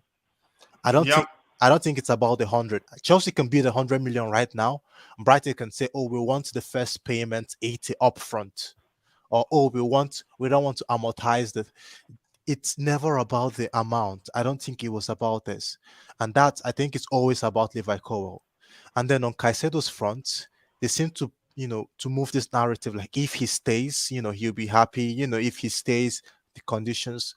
But I feel like if Caicedo also hands in a transfer request, which makes it official, this is not just an intention or the agent's talk or, not smiling and throwing. This is an official statement that says, I Hmm. want to be sold. You promised me in January, I want to be sold. And people say, oh, he was already on a long-term contract anyway. Like he was already on a long-term contract. So him signing a new contract was to increase his wages, I think, from less than 10K to 30 something K at the I point. don't think the length of the contract changed, but that's Yeah, I'm not too yeah, sure. and he was already on a long-term contract. He signed just last season, or the season before that, so it wasn't anything about contract or not. But they seem to be, putting up that narrative. So it's a matter of Caicedo taking the matters and making it official. Now, if he hands in that official request that, oh, I want to leave, and then Levi Colwill also comes out publicly in any way, shape, or form, tags Chelsea or likes the Chelsea post, just anything about Chelsea for the season, if he does that publicly, not privately, publicly, I think this Yeah. deal will happen so fast because, Yeah, because for instance, in the case of Cowell, if he comes up open and says he wants to leave, then yeah, would consider you can say offering him to Brighton since they want because him in. his Instagram profile Hmm. picture is still in a Brighton shirt. It still says Brighton right there. That's It's that's clear. telling. That's Yeah, telling. it's telling. And Yeah, that's telling really. he But removed he unfortunately, a lot of people aren't paying attention. I mean, I've said yeah, this 1,000 times. He's just being respectful to Chelsea. Everything that has happened, point points to the fact that he wants to He leave. wants to leave. Brighton would not have come to us with a bid if he And didn't okay that. yeah, If he and didn't they have a won't. conversation with him and tell them, yeah, go try it. I want to stay. If they can sell me, I want to stay. He's Mhm. just being respectful to Chelsea. It's as simple as that. And Yeah, I'm still going to it's, say this. There's a chance that this whole thing, you can say, drags to an extent where it we look at will. it and say, I don't think we have any other option, and it doesn't look like this kid It will. wants to stay here. But that's just For my as, opinion. Yeah. for as long as Colwell, is still giving them indications privately because we still know they interact and all of that. Mhm. As far as he's still doing that, he removes Brighton from his profile, but he could have easily just replaced the Brighton with Chelsea while he's still our player. But he didn't. He left it blank. That is telling. If a club has It's telling, publicly, really. if a Yeah, club has that's telling, publicly, really. Mhm. remember, we are doing this thing publicly. We've come out through Fabrizio and everyone saying he's not for sale. We're not even saying there's an amount. We are saying not for sale. And then we are still mourning the loss of Fofana. Like, we've lost, what, two centre backs now? And the third one is in the balance. So we're even looking to get someone to back up the backups. Badiashile is still injured.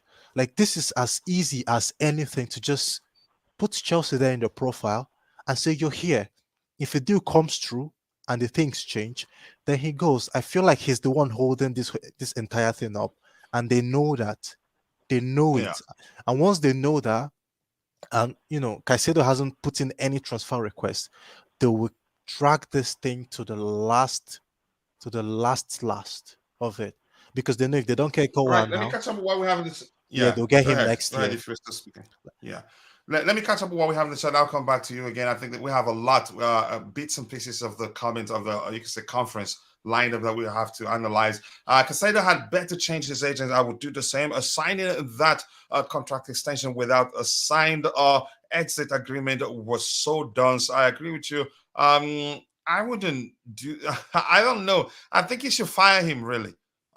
Because what sort of an agent you are, you can no exit agreement, nothing close to that. He's just wow, it's unbelievable, really, and that's why the kid, you could argue, is suffering right now. This isn't a friendly game, I believe. The Zerbi's quote were hostile towards us. There isn't any need to say we are in Europe, unlike Chelsea. That aspect I do not like. You realize talking to the top 10 biggest club in the world, maybe hidden. Why do we keep seeing tonight's game, seeing tonight's game like a Champions League final? This is just a friendly and nothing more but a friendly game. I don't think so. It's become something bigger than a friendly for multitude of reasons, but I'm not going to get into that. There are some good players available in that position. Kimmich, Amrabat, and with 100 million, we would also go in for someone like De Jong, you mean, or Valverde. Even there are other options. Okay, but when we're looking at those options, we have one that the manager wants, I believe. Coach Christopher Vival wants to leave. He's left already. If not been paying attention. Let's see. Funny how the Caicedo deal has been such a hassle, but then they come out with Mbappe rumors. The Mbappe rumor, here's the thing, we just have to address it. But for me, I don't think it's happening. For reasons I know you know too, Glenn. But much love to you, brother. That's a 4 Caicedos in one. Yeah, exactly. If we're paying attention. So I agree with you. It just doesn't make sense. I am beginning to have faith in Santos Caicedo, Casade, Carney, Coach I. Honestly, I think we will be fine even if we don't buy anyone else. Maybe the club are just saying, okay, don't send anyone on loan yet. Let's see if we don't sign Caicedo, then we'll make do with what we have. That may well be the case, but I do not know. Paranjapi, who is this De Zerbi? No one cares about him, and he's a meaty crap club. We will sign Caicedo and keep Colwell. Yeah, you cannot do anything. Caicedo wants to leave your small club, and yeah, if they force him to stay, good luck to them. Arsenal are nothing but a huge nuisance. they've ruined the market, and now we are in too deep. Because even if we go for Lavia, Southampton will value him at 100 million plus. Yep, because the market is ruined, and Arsenal, they're the ones that ruined the market, not us. Coach, you know why Vivell left Chelsea? What happened? They said I think he complained there's no clarity with regards to what his role at the club is. Yeah, he was in charge That's of what the I saw. whole Hmm. global network thing, but we Hmm. haven't acquired the clubs yet, and the system for that hasn't been in place. So his role has just been besides sacking Graham Potter, he hasn't been Hmm. involved in any of the deals or anything else. Yeah, and maybe we're not looking to be like Red Bull. City Group, yeah, I Yeah, think, we're not looking to be the. Yeah, or we had, we have something different in mind, and that doesn't yeah, suit him. Then he thought it was going to be like Red Bull, and it's not. So, but you yeah. go ahead with what you were saying. Yeah, and we kind of maybe hired him too early because it's something where you would have gotten some clubs already and then he would take care of that. But now it's just the Strasbourg, and I don't think we are that involved with their affairs as well. So I says Viva wanted to buy Felix Sobolai. That I hate pronouncing that name. And Kone. That's a sackable offense. I think it's everywhere, but I'm not too sure what to say that happened really because I wasn't there. Everyone is talking about Colwell, Brighton, maybe, but me. No, the situation is very clear at the moment. Colwell is a Chelsea player. Yep, and he stays, and they are again. Brighton are in a more difficult situation because Caicedo wants to leave. Yeah, yeah, wants to come to Chelsea. So we're better off in this in this case. Really, we all know what happened. We all know that this needed to be done before preseason, and it still isn't done up till now. People are forgetting that because of the win to lowly. Okay, Wrexham, we needed a DM ages ago. We know that, and nobody's arguing otherwise. Caicedo should force out a move, stop coming to training, put in a transfer request. I think there are things again that he can do, but I think the fact that he hasn't done that, I think probably he still has hope that we'll come to an agreement. A well-timed tweet to the Brighton fans, thanking them for all their support should do the trick. If that don't work, then hit them with a transfer request. Yep. Start with again. You can say make it gradual. Start with the tweet, and then you can say take it up a notch if that thing if a tweet doesn't work. Reports came out saying Vivell wanted Felix, but the others didn't listen. I don't think that's the case. If I put out a tweet now says one of the main reasons is that was that Vivell mhm, pushed for Chelsea to sign Manuel Ugarte, and we pulled out because of Pochettino uh, asked us to, and we didn't even ask his opinion. Lots of people will believe that. yeah, So it just doesn't make sense to me. I think we should move on to the next item we have lined up. Uchenna Ekenweka, I appreciate you joining. And thank you so much, Wande, for finding the time to join the show. I think we should put in a last bid of 18 million plus. I think that's what's going to happen. Plus add-ons. If Brighton refuses, we should walk away and never go back. There are better and more established DMs out there. And being honest, Caicedo isn't a DM, but he's well equipped to fulfill that role if need be. And I think we're signing him to play as one of the 2 6s, and because he's, you can say defensively, he can do well in terms of protecting the defensive line. yeah, That's maybe why we're looking at him. Then again, Fabrizio has different report that contradicts each other. Yep, it's everywhere. Yep. Let's see. Colwell can go sit down. By the time he runs down his contract, Brighton could be back in the championship. What is going to do then? I don't know. But let's see what else we have here. Bad strategy to start talking about Colwell now. It's amateurish. I agree. And again, and expecting Colwell to come out with public statement when 1 month from contract negotiations is also naive, wrong way. But let's see what happens. We're here. We'll be following the situation. Let's see what the outcome will be. The Coach, more we continue this nonsense with Brighton, the more Chelsea tarnishes its images as a big club. No, I'm not sure what else to say with regards to what you just said right there. Caicedo's contract was ending in 2025. Brighton made him sign a longer deal. So yeah, he extended the length of the contract, so not just a pay rise. Okay, now I get it. 2020, a deal to 2027, 20 or 2028, the current one. Okay, thank you. I understand. Now I think we should move on from that. I think Bobby, let me bring you in. I appreciate you finding the time to join. I hope you're doing well. What do you make of this particular report on the screen? The part that says if the condition doesn't change, what do you think is the condition? But if you want me to read through the whole thing for you, I'll do that. But you go ahead. You have the floor. And remember, we will be analyzing bits and pieces from that particular press conference. We have them all lined up on the screen there. But go ahead, Coach. I laugh because Chelsea fans love a scandal, don't they? They love to get themselves all worked up. De Zerbi has acted very, very unprofessionally. It's childish. It's immature. He says, "Oh, he doesn't want to talk about the player." Then he talks about the player. Then, this is all nonsense. Money talks. If we reach a deal, he's not really there. Involved in it. If we reach a deal, the player goes. He's lied. He's lied to that boy because the reason it's quite clear he signed an extension was because he was told that if the right money comes in because of the extension, he can go. And so he was deceived. He's biting his lip at the moment, but he's quite angry. You can see that. You can see his people are angry. And they're losing a lot of respect now, Brighton.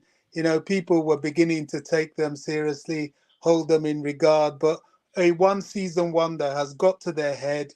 Chelsea has splashed money on them, and they're getting silly. If they want to play hardball, at least do it with your mouth shut, not be running off your mouth as if you're flipping prime-time Real Madrid. It's pathetic. We've got bigger fish to fry. I know later on you'll address this, but I've got some interesting news about this whole Mbappe situation. We're in the running. People aren't going to believe it, but we're in the running. And if not, it can open up doors for some of their midfielders because they're going to have to offload. We've offloaded more than enough to be able to afford him. Our owners have a Galactico budget, which they're itching to spend on a big-time player like this, and wages and all. All this talk of who's going to upset the dressing room, nonsense. A superstar like that comes in and everybody understands they're going to be earning the big bucks. If nobody's agitating about a damp squid like Raheem Sterling, so much more Mbappe. So I ain't worried about that. That's the sort of thing we should be looking at. And Mbappe will open doors for people like, what's the name of that midfielder? Not too many. The other guy that we were linked with. Oh, gosh, my memory. What's his name? I've been in hospital too long. Oh, gosh. What's this guy in Real Madrid that very, very exciting, young, pacey young fella? what position? Valverde. Oh, yeah. Yeah, it might open avenues for that, and then Brighton stands all of a sudden starts looking a little bit weaker. So I want Caicedo. I think he fits Chelsea perfectly well. I would like us to get him, but if they get too silly and we have too many opportunities, we may slowly start looking elsewhere. That is if Real Madrid, who will struggle to get Mbappe, decide to offload to get him. I know he likes them, but you never know.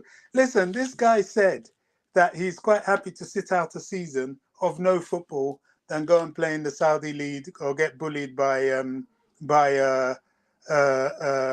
PSG. So the guy may be very happy to come and miss the season of Champions League to integrate with a very young and exciting Chelsea's side. I'm not really saying anything. I'm not trying to get people's hopes up. But all I'll say is, look, watch this space. It ain't over till it's over. Yeah, I agree with you. We will have a chance until he's gone to wherever he ends up going. We still have a chance. Let's have a chat with Colwell. If he wants to go, let's slap 17 million pounds on him and I sell him to the highest bidder. Colwell is insulting Chelsea by not telling off Brighton. I wouldn't go to that extent, but you're entitled to your opinion. We are Disagree. focusing Totally. we are focusing middle and the attack, but we only have three centre backs that is fit. I think we'll probably look to sign another centre back according to Fabrizio Romano. Remember, he's contracted to the club until 30th of June 2025. I'm guessing you're talking about who? You're talking about Levi Colwill. So that's probably one of the reasons why we're not in a rush to sell him. As a Chelsea and Madrid fan, I want Mbappe to go to Madrid.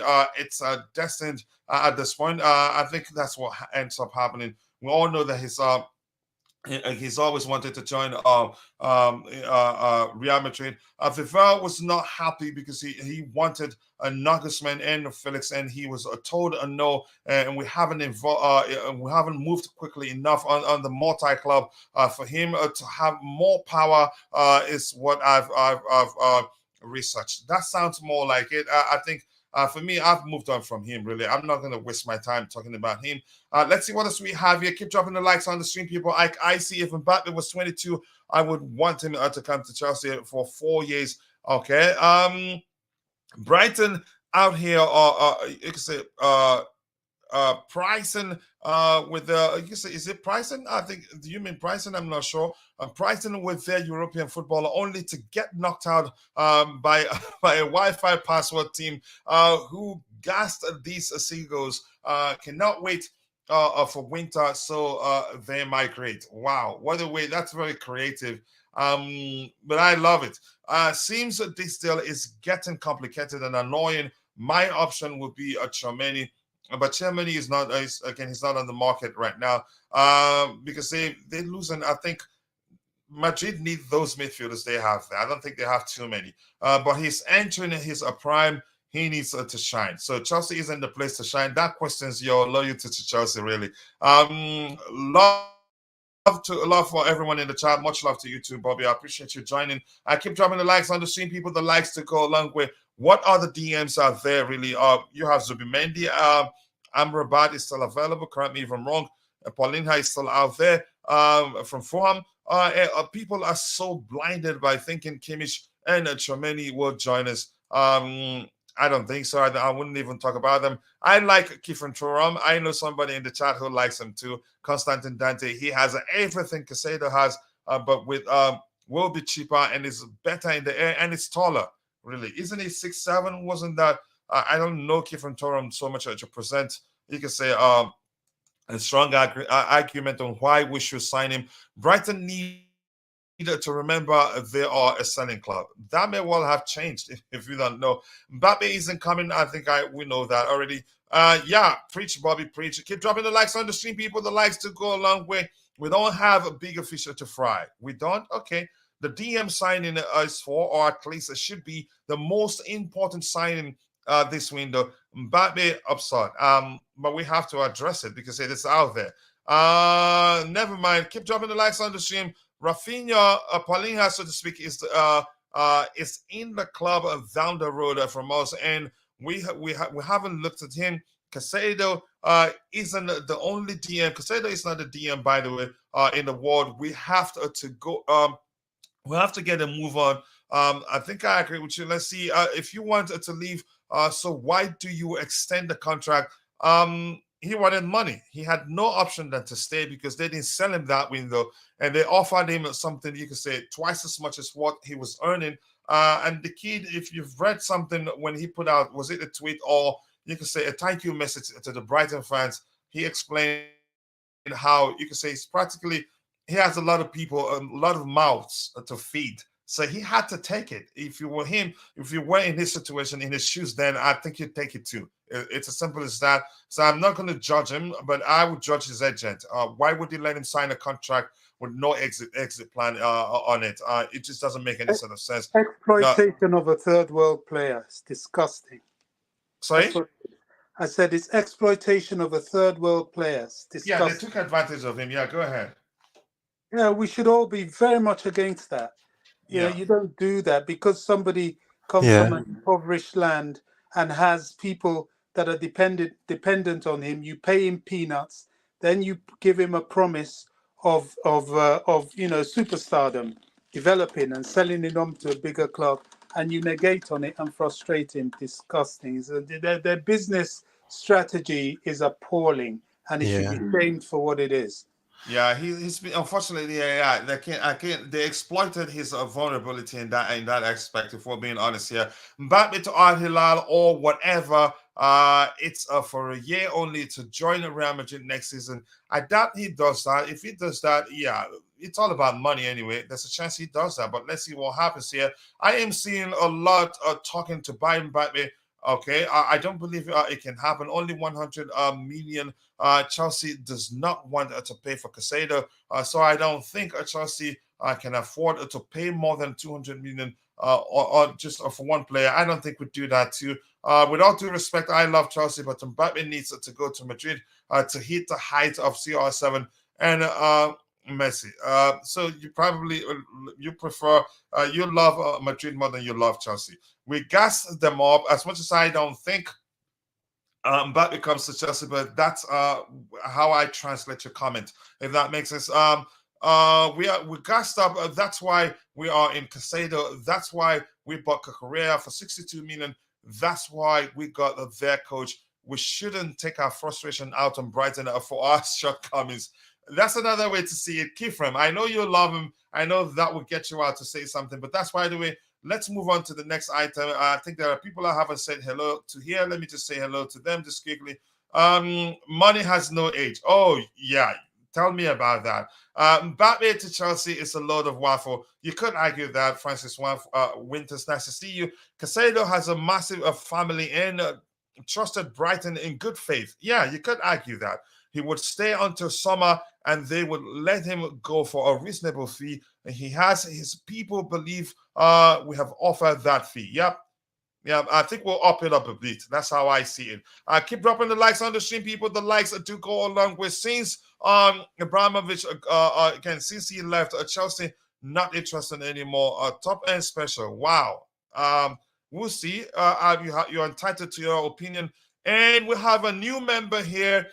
God is great. God is great. I become a new YouTube member. I appreciate you. God is great. Thank you so much for That joining. is interesting, coach. Sorry. You have God is great as a member. That's crazy. That's crazy. Yeah. God is great indeed. So I appreciate you joining and becoming a member. Feel at home, express yourself, and we'll have lots of membership shows planned. I think Fahim will be handling a lot of the membership shows, members only shows. And if I have time, I'll always join or sometimes host it myself. But I cannot do that for a while until my in laws come back. Ibrahimovic love football. Owner now don't understand football. Okay, you're entitled to your opinion. Yes, Chelsea should sign him, but my problem is, will he come? I think he comes. Of course, they need money, but when you know big clubs want you, you have to be smarter when extending the contract. Then that's where you blame his agent. yeah. And That's where you blame I his feel agent. like they should have put in a release clause, like 70, Yep. 75 million, just to seal the fee of it. But man, the agents really messed that up. Yep, I agree with you. So God is great. Your comments, he says, you guys are talking about Mbappe going to Real Madrid are no real Chelsea fans. Okay, let us know. Do you think you sound like you strongly do believe we can sign him? We have to look hesitant. Sometimes I don't let you can say the fact that I'm a Chelsea fan cloud my judgment. I have to look at things objectively to come to a sensible conclusion. And in the case of Mbappe, it would I don't think it's a signing that makes sense for us.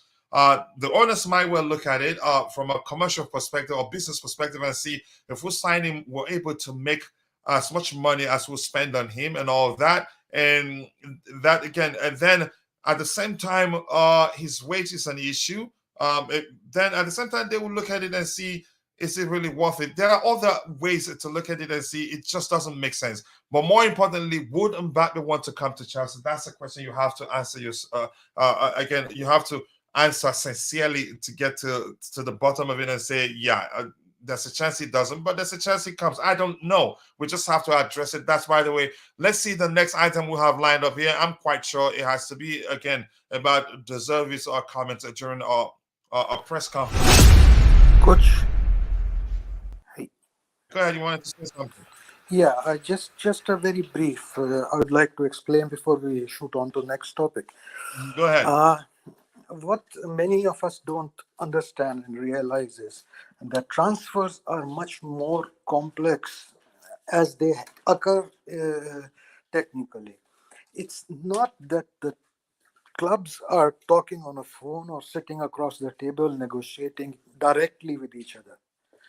More often than that, there are middlemen involved, there are agents involved, and there are multiple channels going on. Everybody's making the quotes, and everybody's trying to put through the deal so that they get their cuts.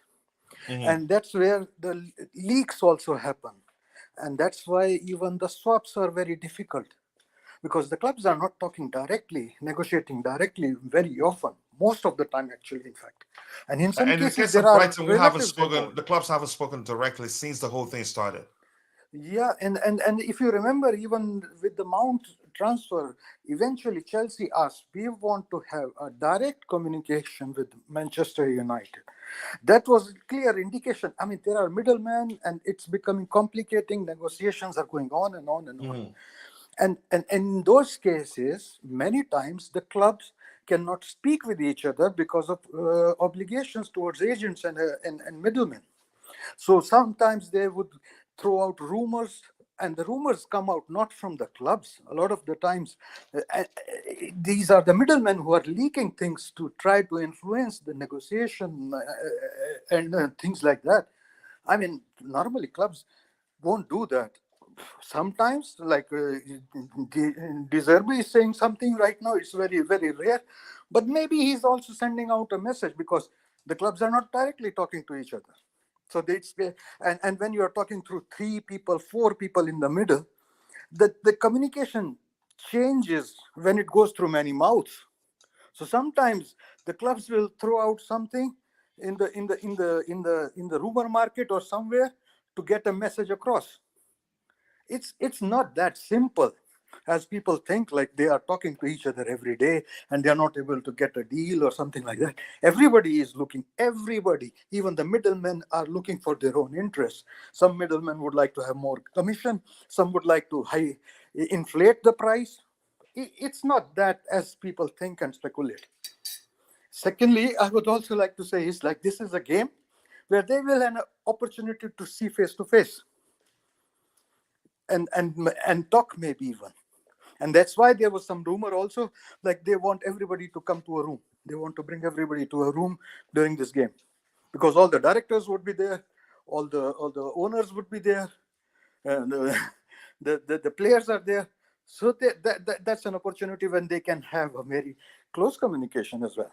So I mean, let's not speculate and let's not panic. I mean, this is a negotiation going on, and we do not know how many multiple channels of negotiations are going on as well.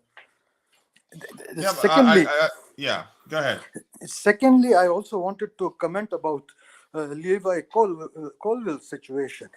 Look, I mean, it's come out that even Poch addressed it in his interview, that he has spoken to him. And if Poch was not confident that Colwill has decided to leave, he wouldn't have told Colwill that he has to have competition for his place. And that's what Poch said. Like, this is the message he conveyed to him. And Colwill has been training and has been very good professional in that sense. So there is nothing in the rumor that Colwill is sending out messages. No, normally players just keep quiet. It's their agents who do the talking. And if you look at Colwill, I mean, they will probably not start negotiating his. Ideally for Chelsea, they would like to have his contract negotiated to a longer term contract, as they do have with all other players. And ideally, they would like to start negotiating his contract after the transfer window closes. So that's a totally different situation, which might happen. Chelsea wants that. Colwill's agent might like to involve some more competition for Chelsea so that he can get out a better deal. It's pure business, as you like to say. It's business for the parties involved. There is nothing to be making any judgments on the loyalty of the player or anything like that. I mean, it's his job, it's his business. He has to see his own professional career as well, of course. So let's not be too much worried about all these noises and all. It is, of course, good material to be discussing and interesting things, and we can generally have an idea of what is going on behind the scenes by all these rumors and everything. And the deal might be closed or might not be closed. But Brighton is difficult. Indeed, yeah, okay, as we have seen from the past. But what goes on, let us see. But I personally think during tonight's game, both the clubs will be meeting each other, and we might come out with something positive. Yeah, I hope so. I hope they get it wrapped up as soon as possible. Even though we haven't done much in terms of our push to sign him, people seem, again, it just seems people are you can say, are behaving as if we've been trying to sign him for 1,000 years now. So in this particular window, we haven't actually done much. I get it, we've agreed personal terms with him, but in terms of negotiating with Brighton, we haven't actually done much. Agents ruin a lot. Look at characters like Mino Riola. We have to be honest. I think they do care so much about their pocketbooks, not about their client that much. Don't trust them. I would, again. I still don't think. Because if I was, again, Caicedo, if I was Caicedo, I'd fire my agent immediately too. Honestly, when looking back, I'd ask him, why didn't you again try to insert an exit strategy? You could say in that agreement, in that contract, but he didn't. We have check who. Terry, we had Terry Droba and many players of what class in Abramovich era, and now you're confused. Okay, take your time. I think you soon get to understand what's going on. Brighton were paying Caicedo an annual salary of about £180,000 before the contract extension. Sam Kerr currently makes 600,000 annually from Chelsea women. Okay, I don't think that comparison is actually necessary. The one Danzo, but yeah, you're entitled to your opinion. Chelsea will get Caicedo. Even Brighton coach knows a deal will happen. Yeah, he's again, the only aspect of his comment that I don't like is that they have European football and we don't. I didn't like that aspect, but every other thing, honestly, I don't read too much into whatever else he said. But we're here to talk about them. If Caicedo wants the move, then he can put a transfer request. Not liking his interest of bad in a back and forth thing. Go ahead. You wanted to say something? Yeah, coach, that's a very good point you mentioned, that they have Europe this year, and let's be honest, they have lost McAllister, they have lost Colwill as things stand, and they will, if they lose also Caicedo, I mean, they also want to play well in Europe, you know.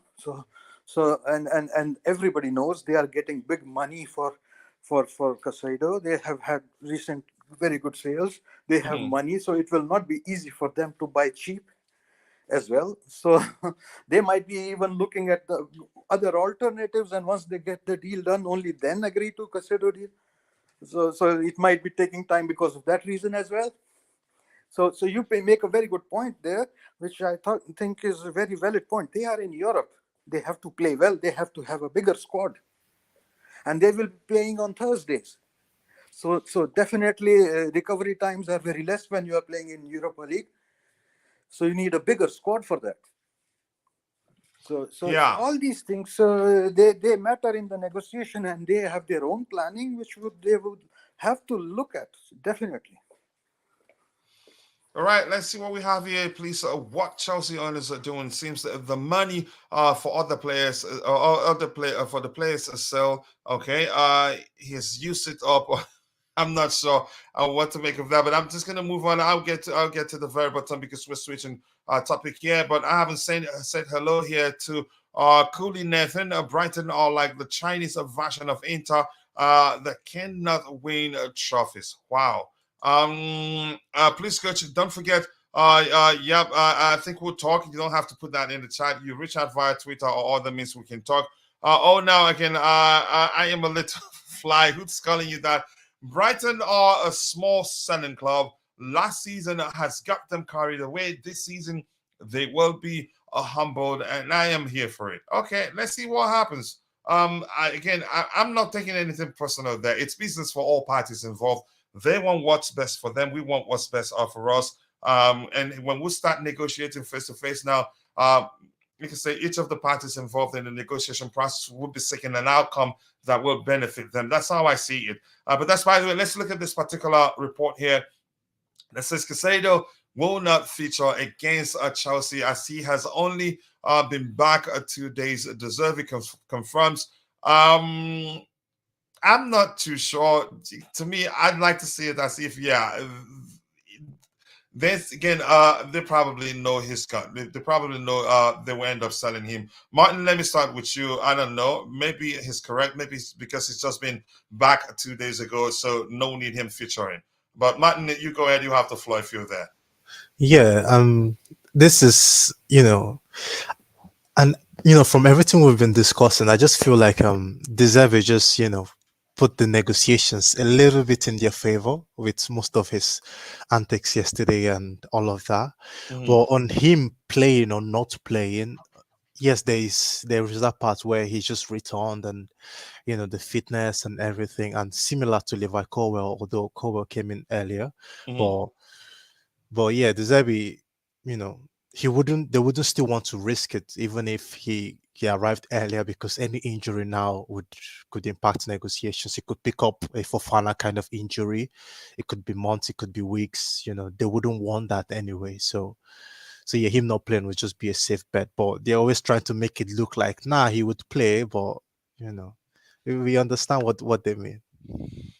Yeah, it's a risk. It's a huge risk. If he gets injured, then it ruins their plans for the player. Bobby, you have anything? Anybody else want to talk about that, or should we move on? Yeah. Also, his state of mind. They know he's not happy at the moment, and why antagonize him more by putting him up against the club he wants to join? So it's a very coy move by Brighton. Yeah. Anybody else want to add to that? And there is another change in situation. They might have promised him that he can leave in the summer, but at that time, Brighton didn't know that they will be in Europe.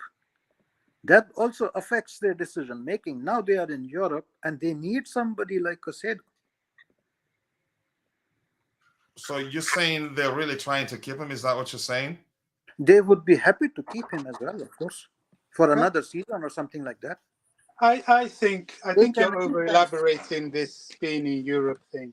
The only issue here is that they need to get the deal done in time for them to find a replacement, and exactly sort of alluded to that.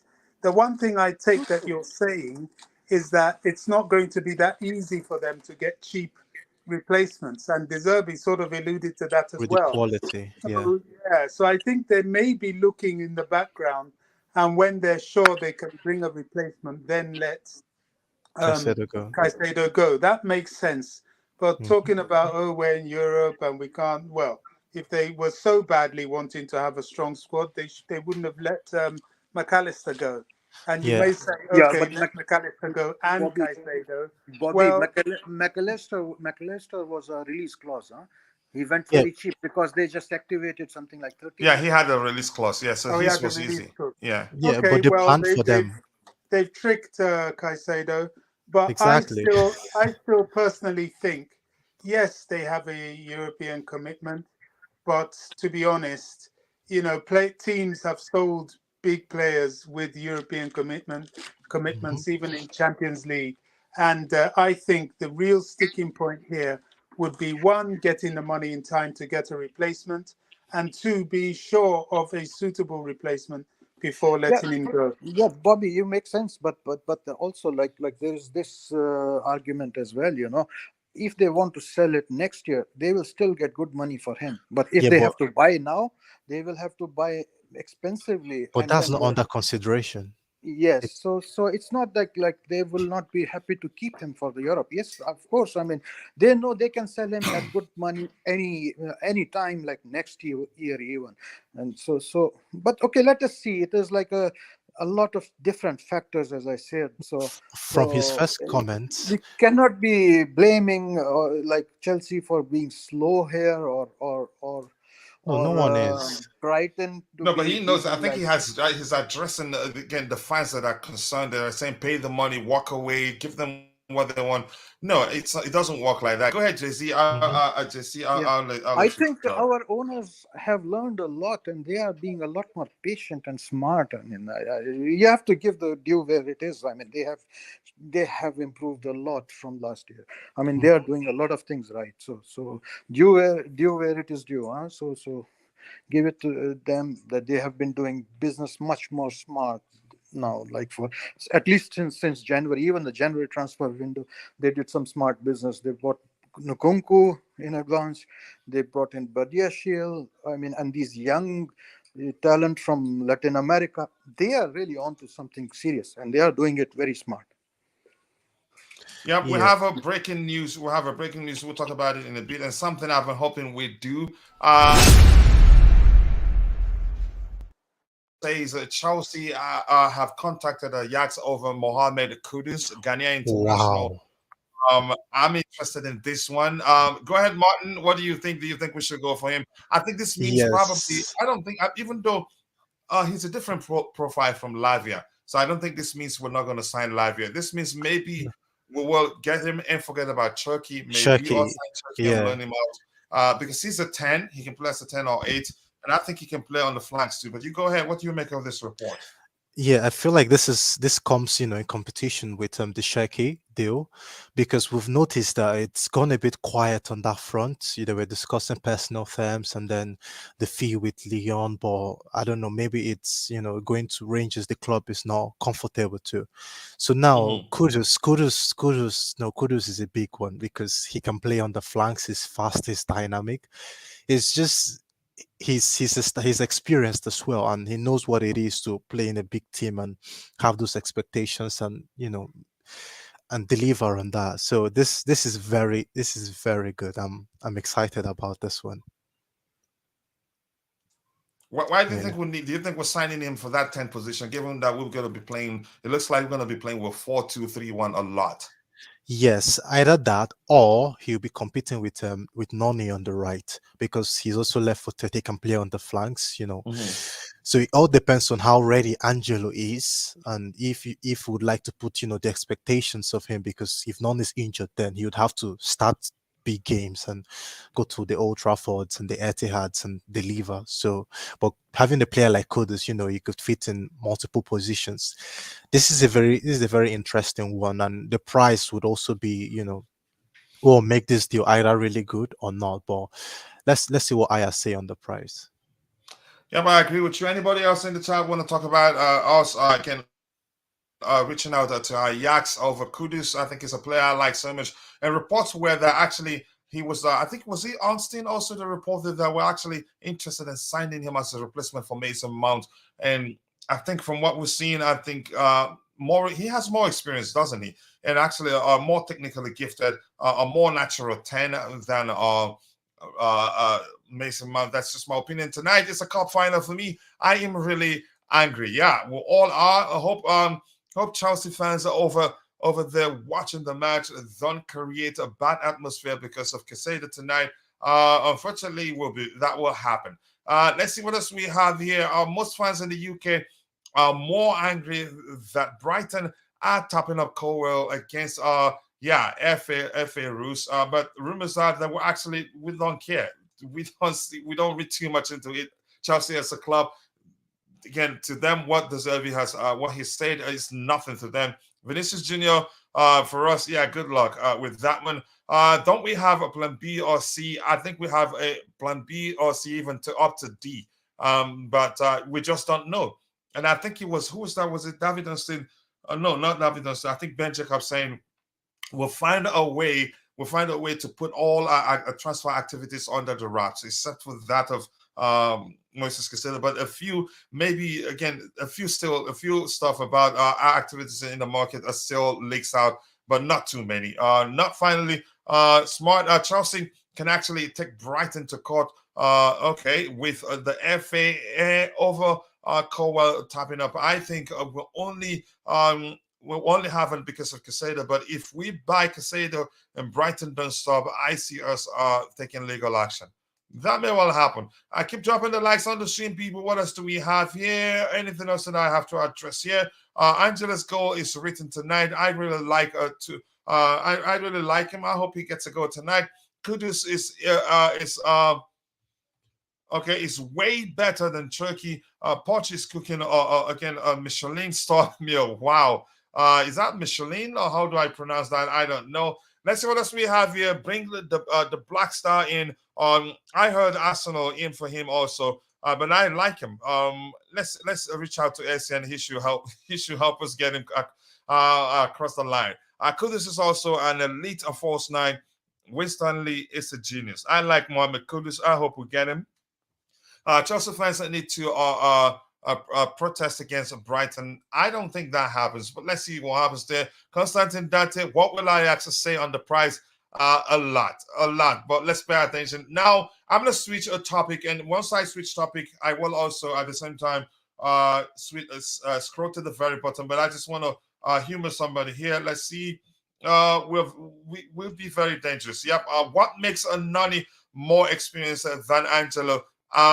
I didn't compare him with Angelo. Did anybody say that? Angelo has more first team experience and games than Nani. Let them all compete for the position. I think I take the competition there. Adebayo Makunju, I appreciate you saying that. Here's the link to Meet Boss YouTube channel. Please go check it out. Subscribe and let him know I sent you. I hope to be on one of his shows these days. But I still have a lot going on. I hope to find time to do that. I wouldn't mind this at all if Pochettino has a clear plan and a role for him. Kudus is at a crossroad in his career where he could explode or he could end up declining. I hope he explodes because I like him so much. Hope Ajax will collect more for him. Up, Charles. Coach, best in law ever. I appreciate you saying that. Kudus not famous. Nobody buy him, buy his jersey. Bad for marketing. Yeah, everything isn't about marketing. You want a player that will help you do well. Bad season loading already. How do we compete with other teams like this? Let's see how that happens. What happens? Again, the season is here already. Kudus is a top talent, but very injury prone. Is that correct? Is he injury prone? Martin, are you still there? It's Kudus injury prone. Oh, you can go ahead, Mark. Mark Cardozo Banfordinho injury prone. I would have to just dig up on that event. I'll get back to you. Yeah, go ahead, Mark. Okay. Go ahead, Mark. So sorry. Yeah, I'll first of all talk about. And big up. Welcome back to the panel. I know you're a very busy man. I would like to say that Mohammed Kudus is a very good player. I don't see him to be an injury-prone player, and I don't know where this gentleman got the news from. But Kudus is a very strong player, a very talented midfielder who can also play on the outside of the field. That means he can play on the flanks. Mm-hmm. And if Chelsea can get something out of this, I think it will be a good signing. I didn't talk about Brighton's behavior, and I would like to stress on that one a little bit. Brighton should just calm down. They are just a small club. They happen to have a very wonderful, season, and they are trying to rock shoulders with Chelsea, one of the biggest clubs in the world. They have to slow down. And it's interesting how they are trying to mess with us, having forgotten that we gave them Gilmore and also Lamptey on a very cheap side. And they will be the last team to treat Chelsea like that. And in fact, at this point, I can tell the management to just forget about Caicedo. They have to find a second means or an option where we can bring in somebody on a very low key, but on the other side, that person will come in and start going with the team. because Caicedo is not the only player who can solve our midfield issue. I keep on saying, and from the beginning of the transfer window, I was saying that we need a very second option where if this one fails, we can go for that second option. We were playing with Ugarte, and eventually Ugarte joined PSG.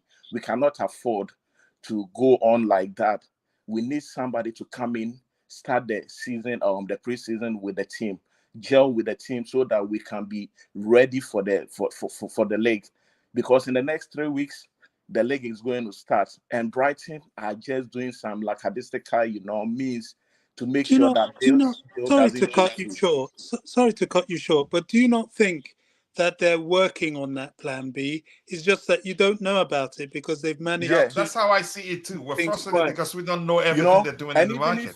if we want to pay them, if we want to pay Brighton with their own coins, Poch can even try to use Colwill in the center. I was thinking about that. He can use Colwill in the center for the how do we call it, the holding midfield role, because this guy seems to be very flexible. He is a very talented player, and if you should give him that role, he might even come out good than Caicedo. And we'll make sure that every player they is linked with Brighton. We should go and buy that player and send that player to Strasbourg, our second team, because this team is trying to play games with Chelsea, which I think is too unfair. Anytime we have players, we let them go for cheap. So teams are just taking advantage of us. How can Brighton do this to Chelsea? They can never do this to Real Madrid or Barcelona. It will never happen. It's about time we behave like a big team. Yeah, and just quickly, Banfordinho, before we move on from that, I want to ask you this. You did speak about Kudus with so much passion. You're sure you're not being a bit biased there? Let me put you on the spot. Coachella, I've always talk about these Ghanaian players. Kudus wouldn't be a bad signing, and there is another player by name Samet. Samet plays. And that's another Ghanaian. Yeah, FC Lions. He took them from the second division in the French league and brought them to the Ligue 1, and they play second. Yeah. Everybody can go check out Samet. He played at the World Cup. Here's the thing. I'm just kidding. And Trust is interesting. Kudus isn't anything new. I think. Yeah, I think I think we wanted him last summer. Actually, I'm just kidding. You have a soft side for your fellow countrymen, and that's nothing new. I do that sometimes myself, but I'm just kidding anyway. Kudus is a fine player, and I'd like us to sign him. He's aggressive too. He's not soft.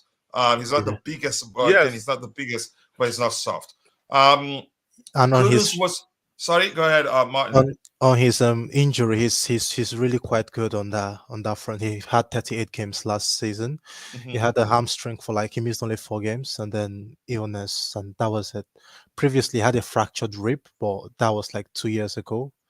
And beyond that, he's quite fit.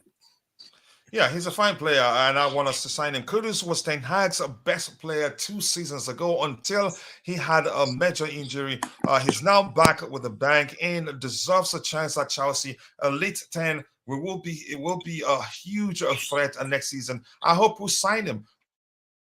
Chelsea in for Kudus. Yep, I've seen that. That's what we're talking about here, and that's who Samuel Troop. Nice to see you. Back a season or 2 ago, he had a string of injuries which stopped major clubs from moving for him. Again, it's what some experts were saying, but hopefully it's behind him now. It looks like it's behind him now. And my bro here, Brianni Yahayu, aka Jackson CFT, says, Coach, I just checked his injury history. It's a mix of these and that, not a recurring theme. So it makes sense. So he's fine for me. And I hope we sign him. We've been looking at him. It's nothing new here. I keep dropping the likes on the stream, people. The likes do go a long way, but the Sheila and Colwill can definitely do the deep line job. Wow. Okay. But I don't think we'll have the luxury to experiment. I think we need to hit the ground running. PSG sell Verratti. Why Chelsea not try getting? Did they sell Verratti? Did they sell Marco Verratti? I didn't hear anything close to that. I didn't see anything. He signed a new contract about 3 months ago or so, at most 6 months. Please, Chelsea should get him, but it needs a switch information to 442. Okay, let's see. Keep dropping the likes on the stream. Cherki or Kudus? Martin, you choose. This is a tricky one because Cherki is 3 years younger. But Kudus is ready right now. Like he's ready. He could walk in and do a job, So it's a tricky one. I would lean a bit more on Cherki because I feel like the ceiling is higher and he's just he could fit into more. The sky is the limit on him. But Kudus will give you a really good solid return, and he's 22. Cherki is 19. I feel like it's the age that does it for me. Maybe the price. I think they're both explosive, can be explosive on the pitch. Good dribblers, and they both they can get you goals as long as they operate closer to the final third. But that's just my opinion. I think the price will be the issue, and probably right now Kudus will probably be the more expensive of the two players. That's just what my opinion. I haven't checked I don't to think know so, though. his transfer value. You don't think so? I feel like they will both be around 40 million, and the clubs will try to push it a bit higher than that. But it will be quite similar, I think. JC, how about you?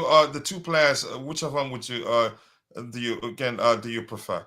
Cherki or Kudus? And by the way, Martin, did I pronounce it correctly? Cherki. Yes. Okay. Kuchila, for me, I have not seen much of Kudus, so I really do not know if it is a question of comparison. But a little bit of Cherki games I saw, and he's very raw, very raw. So he's young player with potential, and I said like judging somebody with few clips is also like not good. So I really do not know. I mean, in those I have to see a little bit of games and then I can comment. At the moment, it will be wrong. Yeah, I think it makes sense. No need to just choose one of them while you don't know them that much. Bobby, how about you? Do you have a choice? Do you know them that well to choose between the two players? Yeah, I mean, I can't say I know them that well, to be honest. I think I saw a bit of this Kudus character in the African Cup of Nations, but it was only a very little bit. I'm not sure how much of that competition I was able to watch. Cherki, I don't know. He's new to me. I've only started really hearing about him this transfer window. So I will bow to the superior knowledge of my fellow panelists and indeed the Chelsea scouting system. Yeah, let's see what happens. Anybody else want to speak One on that? thing I would like to mention one thing though. When we bought Badiashile was again the same scenario where I did not know much about Badiashile except from Fabregas said that we have bought a gem, a real gem. Chelsea got that. He did say that. Yeah. It's kudos to the directors. I mean, they are coming out with these hidden gems and at very reasonable prices, and like and more often than not, we are getting really good players. So yeah, we don't have to overpay to get good players. I need to make this assessment. If we are able to get Kudus to the Chelsea side, trust me, Chelsea will be one of the dangerous side in the upcoming season, because if you have like talents like Madueke, Jackson, Kudus up front, it's going to be very serious. And this guy's goal rate, you can check it out. When last season, almost every game he was scoring. He's a very good dribbler. He's very strong. When he has the ball, he can control the ball, and so you foul him or something like that. And he's a Champions League player. He has played the Champions League, so he knows how it tastes. He has also gone to the World Cup. Comparing two players, Cherki might be a good signing, but honestly, I wouldn't mind bringing in Kudus. I'm not saying this because I'm a Ghanaian, but I'm saying this because of the experience both players have. I would prefer taking Kudus for the time being, then maybe in the later part of the years or something like that, you can bring in Cherki, because Kudus is coming in as a very experienced player. Ready. He has experienced so many things, including the World Cup, the Champions League. Yeah. So it There's wouldn't be one bad thing. idea to bring Kudus instead of Cherki. There's one thing I would like to say though. Yeah, Kudus is coming from Dutch league, which I won't say is very competitive, and Oh no, French I would league is disagree also with not you. very competitive. But still, I Let him mean, drop. Go ahead, it, Jesse. the French league is also like there are one or two teams dominating as only. But in France, you have many good players, so the level is higher. And if we see the recent history, Ajax has not been performing very well in the European competitions in the last year. And also, if you see the Ajax sales of last few years, none of them have lived up the hype. I mean, you look at Ziyech, you look at Van der Beek, and you look at Anthony. Anthony also, okay, you can say, argue, like he's done okay. Martinez has. Yeah. But De in Jong. general, I'm saying is like the leagues are different. So coming to UK, I don't know this player, so I will not be making any judgments. But if we have to go by the league, yeah, definitely Dutch league is not that high level as I would say Yeah, English but league. sorry to cut you, but if you look at it that way, that means no player can come from anywhere to come and shine in the EPL. We know the EPL is very demanding, and sometimes you have to work extra hard. But the point is, some players. Just quickly, breaking news here. I think we're moving. Breaking news here. This one says that Chelsea and Mohammed Kudus are close to agreeing on personal terms. So we're moving like this. Wow. Go ahead with what you were saying, Bonfadinho. So See, what I'm I trying don't to say say is, I don't say it's bad or like you make a general assessment. I mean, also look at it like Noni. We purchased Noni from PSV Eindhoven, and he was rocking the league. He was rocking with the Eindhoven team, like top player. But when he came to Chelsea, we are saying like he definitely has huge talent. He's a very good player, but he's still a little bit raw. So that level gap is there. Yeah, but that was the same thing. It was all down to the attributes of the player, and he still has the attribute. Noni is still one of the best dribblers, still there, and that was exactly what he was doing at PSV. So let's just forget about the comparison of the leagues. It can go either way. Sometimes you sign a player from a particular league, they come in, it's that sci-fi, and all of a sudden sometimes they come in and you see that this league isn't meant for them and all that. So isn't for them and all that. But let's move on from that topic. Really, Kudus is even a Chelsea fan. His photos in a Chelsea kit as a child are all over the internet. SCN's influence all over him, like a lot of kids in Ghana, proper Chelsea fan. If that's the case, let's sign him if he's a Chelsea fan. But that's not guaranteed. We have to be honest to ourselves. Cherki, all day. Please subscribe and like the page. We're at 147 likes. Let's get it to 150 and shoot for 200. I don't trust Chelsea to get the best out of Kudus. To be honest, I'd rather someone more expensive. Wow. Really? Thank you for saying that. More experience. Okay, you just corrected it there. But thank you. Let's see. Cherki is lazy, which part you wouldn't like, while Kudus is an extremely hard worker. Go ahead with what you're saying. Coach, we have a lot of young talent coming, yes, and many of them have to be proven. And again, on one hand, we can say the squad is again becoming bigger, but then we also have to remember we now also have our sister club, Strasbourg, and many of these young talents will end up playing at Strasbourg or some other clubs as well. So okay. I mean, I think it's less risky now to have a bigger squad because we always have a place where they can play. And here, Constantine Dante say either is fine. I agree, but I'll take again right now. I would really take Kudus. That, in my opinion, I'm not Ghanaian, so you cannot say I'm being biased here. I've seen two of them. Cherki is a bit more raw, but he has a higher ceiling. Like Martin said, I have to be honest. But it's easy to say, yeah, after all, I was born in Nigeria, so there's a chance I'm still biased and supporting my West African brother. Kudus was also viewed as the McAllister replacement, which makes the signing sweeter. I think I'll Yeah. take that one. I like this comment right Brighton. here. Yep. It, Yep. it Brighton would were be either Yep. very, involved. yeah, it That's would be good. very painful to them. Kudus was not in AFCON. Okay, thank you for pointing that out. Kudus more than Cherki. I choose Kudus because of his value. Okay. Let me get your thoughts on this one, AD. Which we're talking about Mohammed Kudus.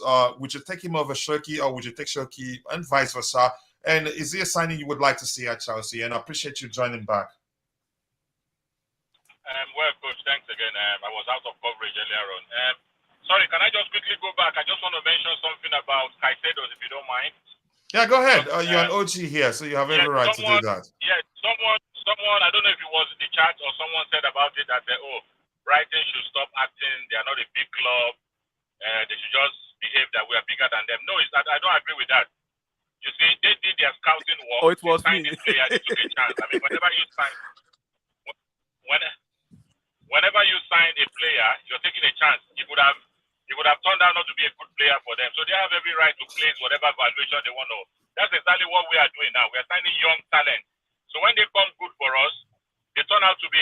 We're getting them for cheap now, and so that's the risk. That's the essence of being having a good scouting network. If you understand what I mean, they have every right to say yes. They're gonna, because when they signed this guy, I think it was only for £5 million. It could have gone wrong.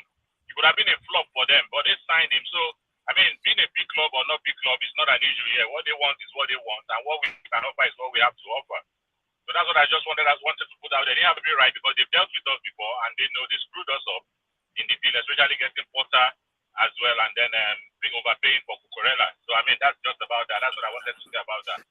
For Kudus, I thought we were linked with him some time ago, and it went very quiet.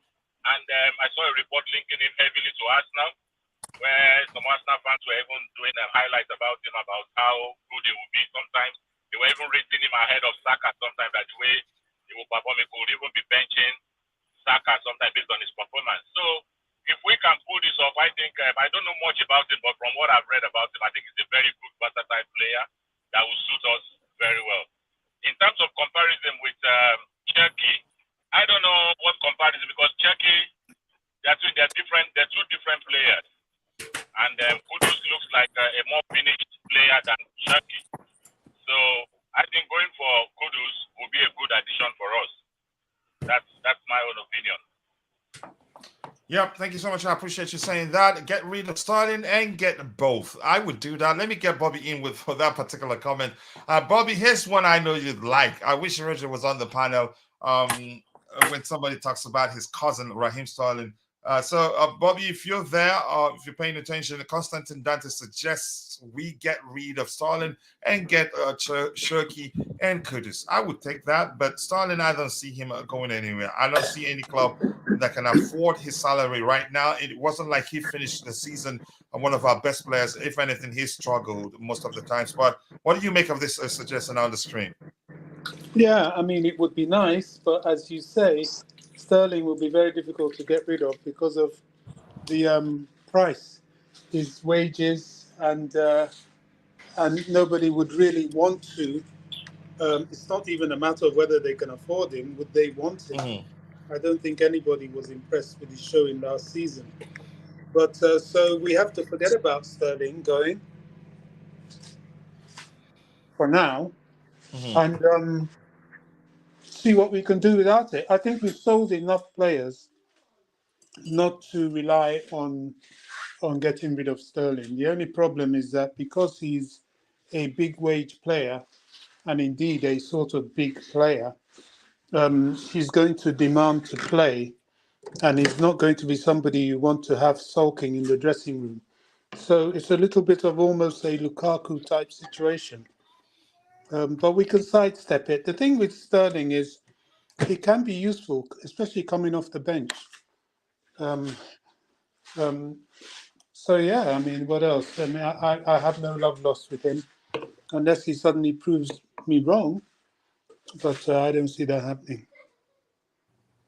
Bobby, I think if you remember, Sterling, I think left City because he didn't like being benched too much.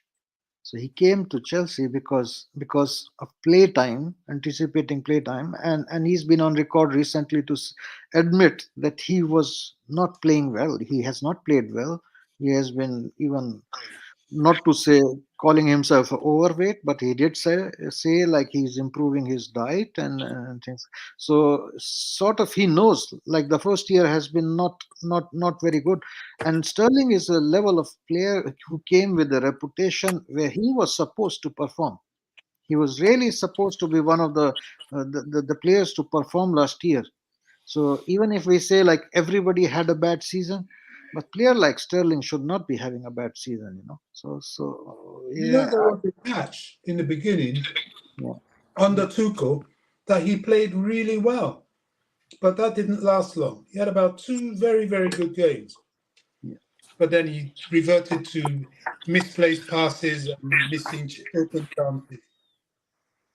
Yeah, indeed, and the managerial changes didn't help as well. But okay, I mean, uh, the standards of expectations from Sterling are much higher, and let us hope this year he performs. I don't think Chelsea is going to give up on him this year. But if this coming year he's also not performing, or to say even until January he has not improved, I don't think he will not be on a firing line. I mean, Chelsea will be okay to sell him. If he comes January and he's still underperforming, then it's time when you still can recoup some of the money. Yeah. So he has to perform. He has to perform. Yeah, he has to. He's earning so much. Nobody can predict the future, but based on what French football analysts have been saying about Cherki, I think he is going to be special. Even from what we're seeing, if you follow them again, even from his highlights alone, you could tell there's a special play in him. But he's still a bit raw. Because we need experience now. I just pick Kudus over him because we need more experience player, and I think Kudus at this point is more experience of the two players. Chelsea already getting one over Brighton. Kudus is Brighton's top target. Yeah, we'll keep Wayne Stanley finally replaced Emenalo. His recruitment is world class. And let's see what players he helps us get. If he's a Chelsea fan and SCN is his idol, then that's even a more reason to get him. Hopefully we'll get him. Again, rumors are that we're close to agreeing personal terms with him. For me, it's down to Pochettino. If Pochettino is the one pushing for this, I want him. If not, then I prefer Dybala. Yeah, I think every player was signing, he okays them. There's no chance we'll sign a player without him saying, yes, I want that player, or I can work with him, or I can fit him in the team. I hope we'll get him. I hope we'll get him too. Let's see, Coach. Yeah, I've addressed that. I saw that comment on the other window, so I had to. That was why I went back to address it. I didn't watch the Kudus, but Cherki has massive potential to be a big star. His price could increase in a short time. I think we still sign him. Signing Kudus doesn't mean we cannot sign Cherki. Cherki, I think the way he operates shows he can actually play on the flanks too, but he'd be more effective on the flanks. Kudus can also play on the flanks. He doesn't have to play in the 10 position. We are loaded with wingers. Where would Kudus play? A 10. Traditionally, I see him as a 10. Correct me if I'm wrong. Kudus is a physical beast and works hard. He's made for Poch. And if he is a fan of Chelsea and SCN is his idol, then that is even more reason to get him. I think we should. Let's say Kudus can play Calm and CM too. Yeah, it's a good play. Hi to you too, Anan FC. I hope you're doing well. What else here? Mbappe is trouble. I don't think we're getting Mbappe. Kudus have been linked to Arsenal all week. If we get him over them, then great. I hope we do that. What is Namaya? I thought you already said bye-bye.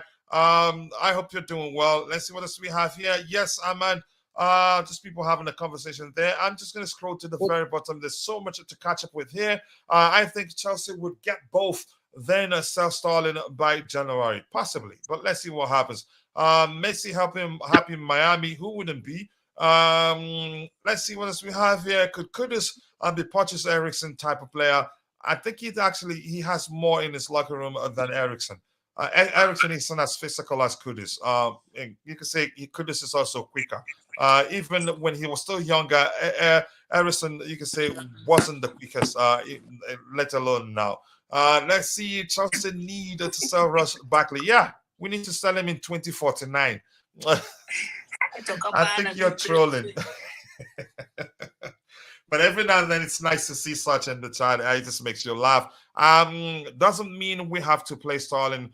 Get them both, and more competition might push Sterling out and make him wake up and raise his standards back where they should be. You could argue he's way too relaxed to my liking right now. It's just about the money. He's earning the money.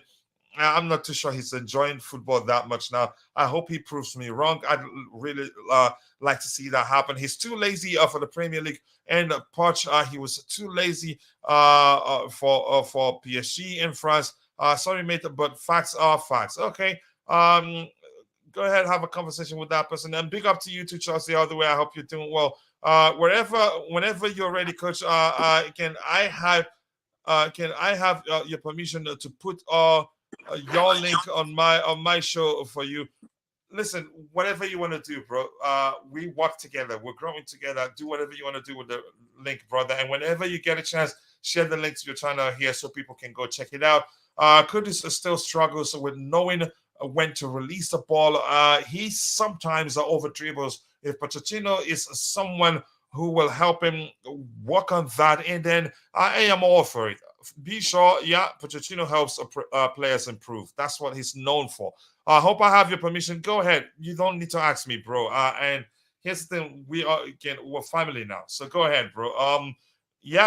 Sell Sterling as soon as possible because his value is only going to drop further. It's not easy to sell him also.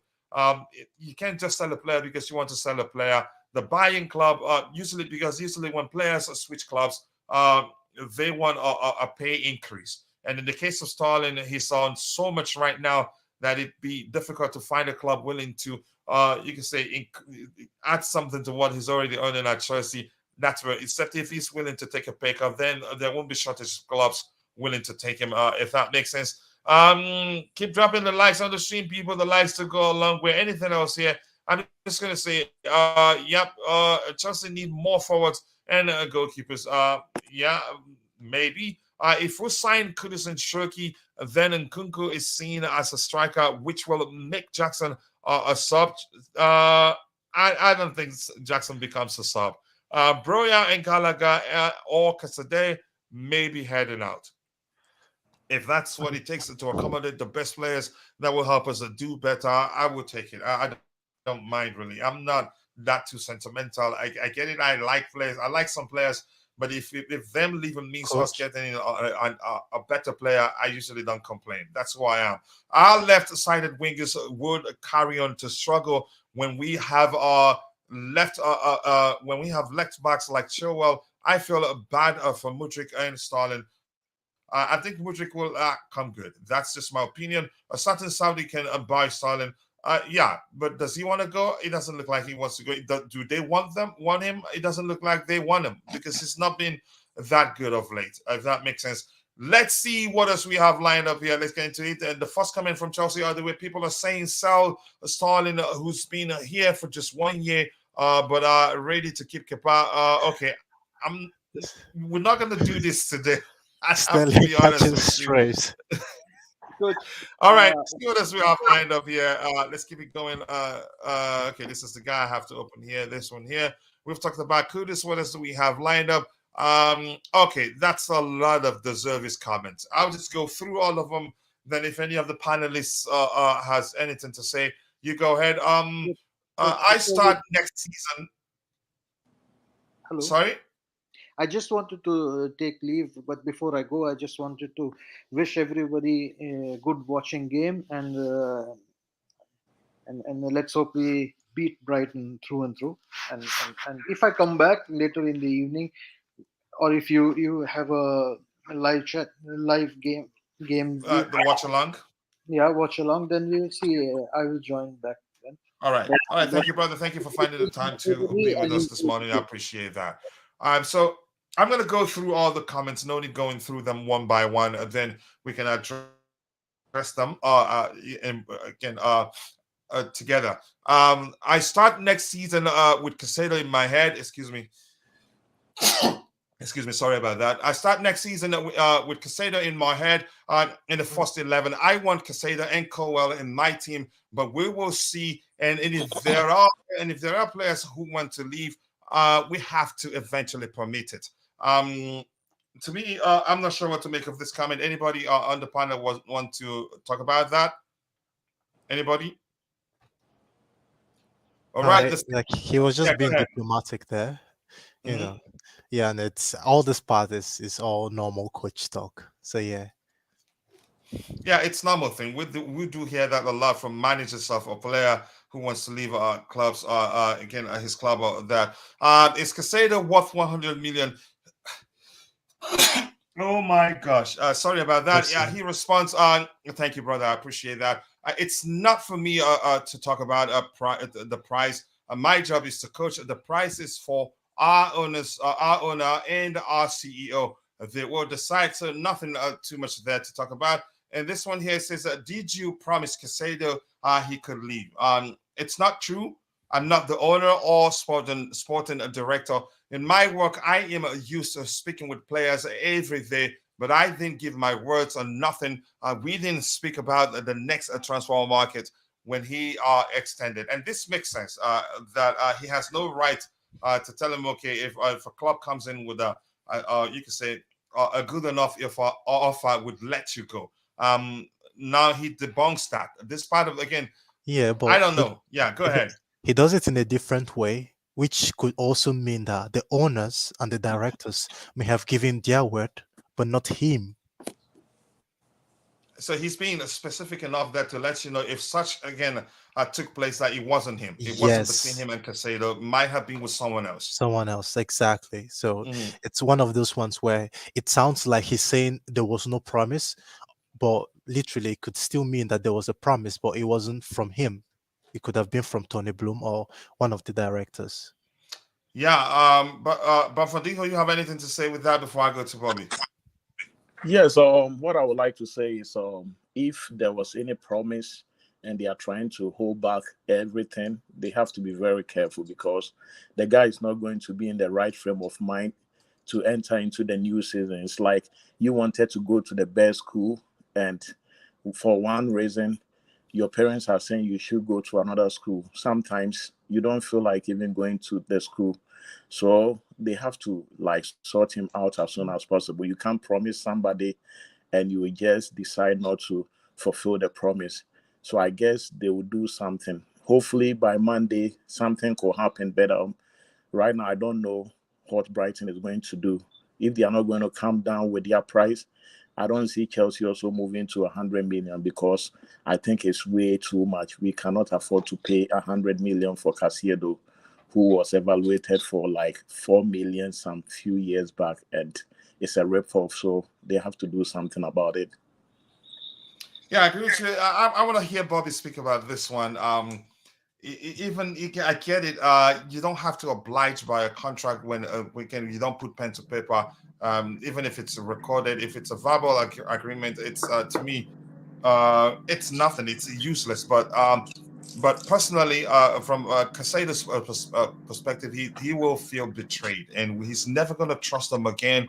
If in fact they did promise him that if a club comes in with a sizable offer, or an offer to be specific to the reports out there, an offer that matches what Arsenal had on the table for them, and they rejected it, or something above, a little bit above that they take it, and that hasn't happened. I think he will not be in the right frame of mind, because he'd feel betrayed. First of all,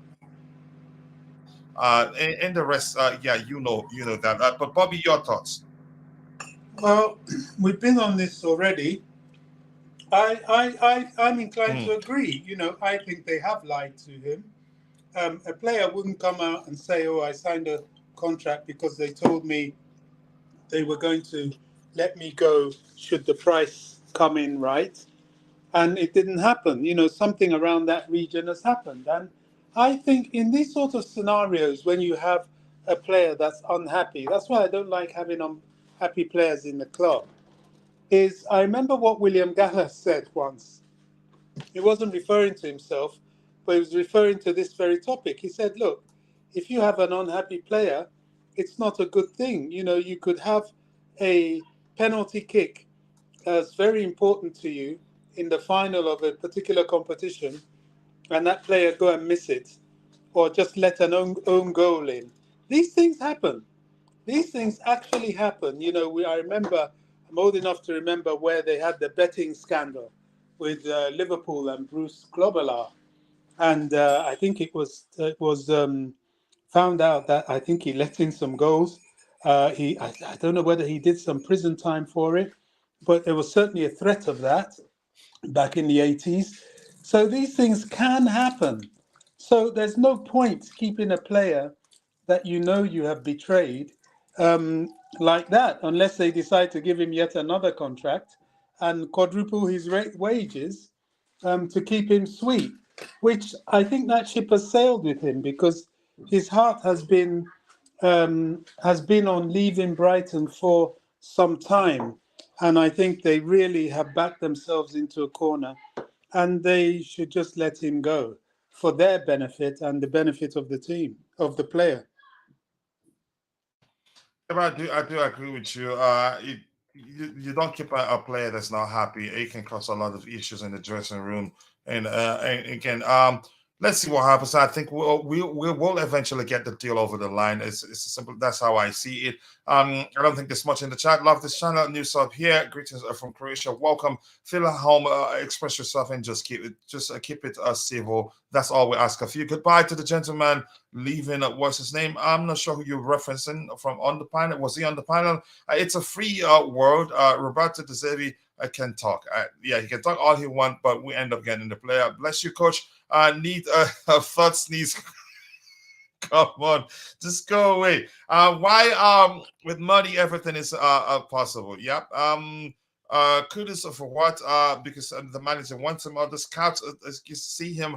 You can say that's a good option for us. A man on the panel is speaking sense. Thank you for saying that. I think that was Bobby, or was that I'm not sure who that was. Let's see what else we have here. Now, the club always carries the managers along. You have to. Yep. You can't just sign a player without the manager okay in the signing. Otherwise, you're causing a problem.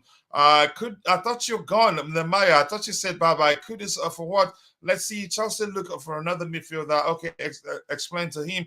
Let's see. Vic says that De Zerbi himself said on multiple occasions last season that McAllister and Caicedo will leave for a bigger challenge. This is a betrayal. You could argue that too.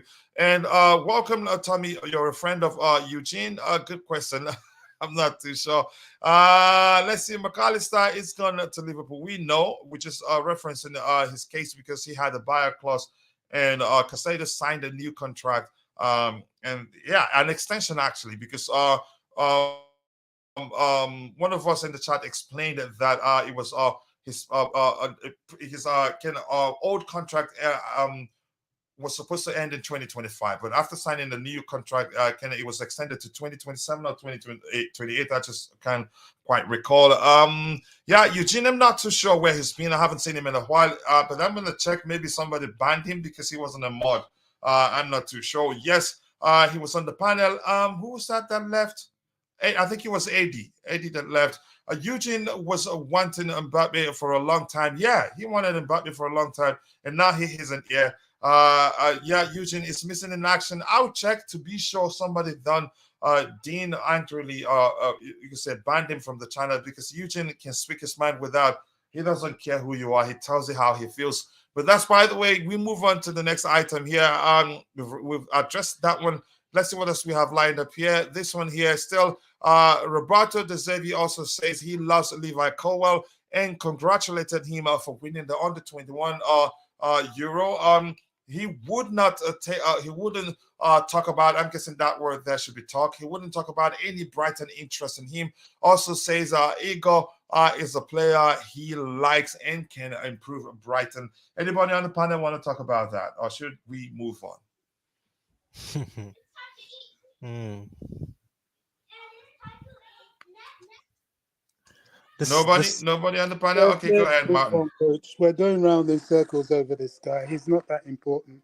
yeah, actually, and I think he gets. I'm seeing reports that he'll play tonight, so I think that will just pour lots of cold water over most of all these things. And I think the media will just keep asking this question all summer, but we just have to to deal with it and just keep it moving.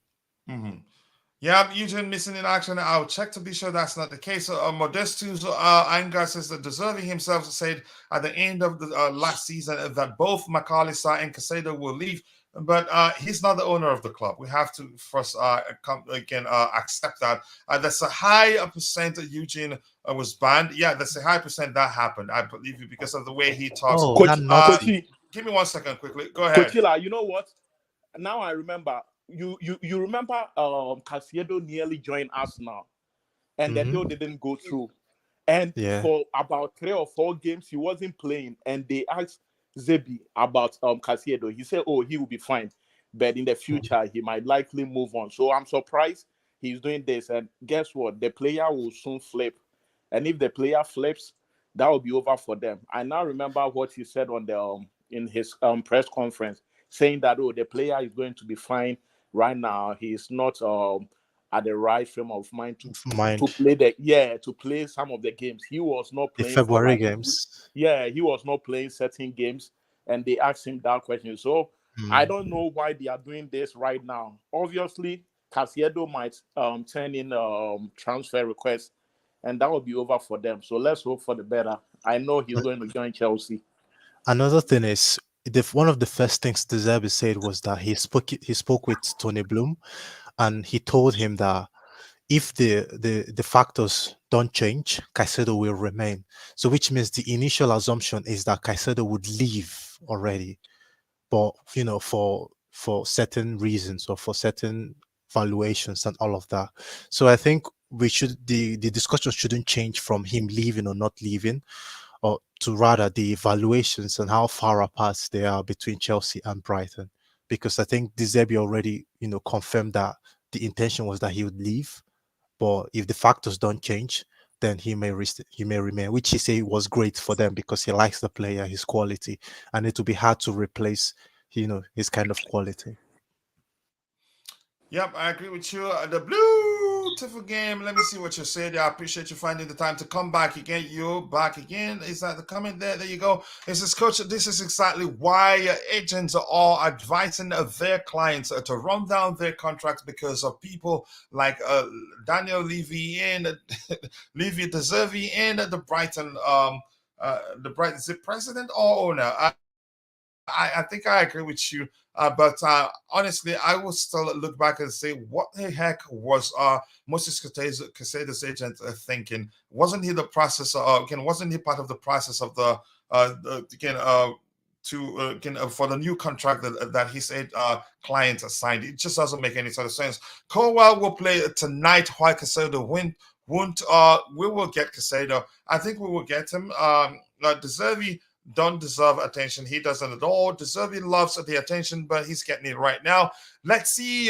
Good evening, all. Kingsley. Should I say Chile 81? Nice to see you. I appreciate you joining. Feel at home. Express yourself. Just keep it civil. That's all what we ask of you. Rain saying Kudus is not a calm. It's not. Is that a question? Already has Santos Casade. What is the point? Let's see. It's not up to me to decide, really.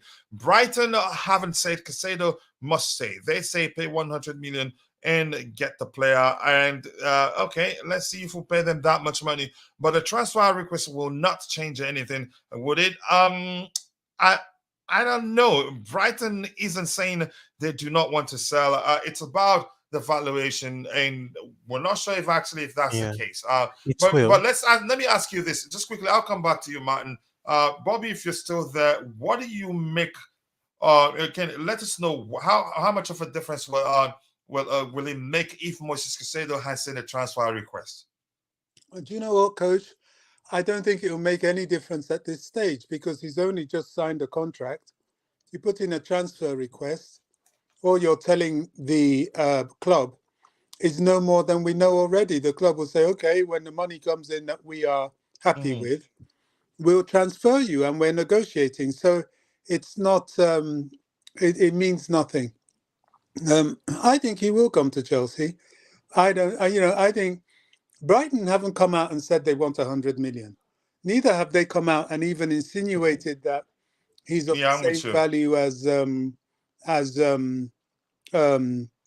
Declan Rice. That's what the media is saying. However, their actions is showing that they're looking for serious money. I've always maintained I think 80 million will do it. I really do. And not, 70 then plus 10 in add-ons.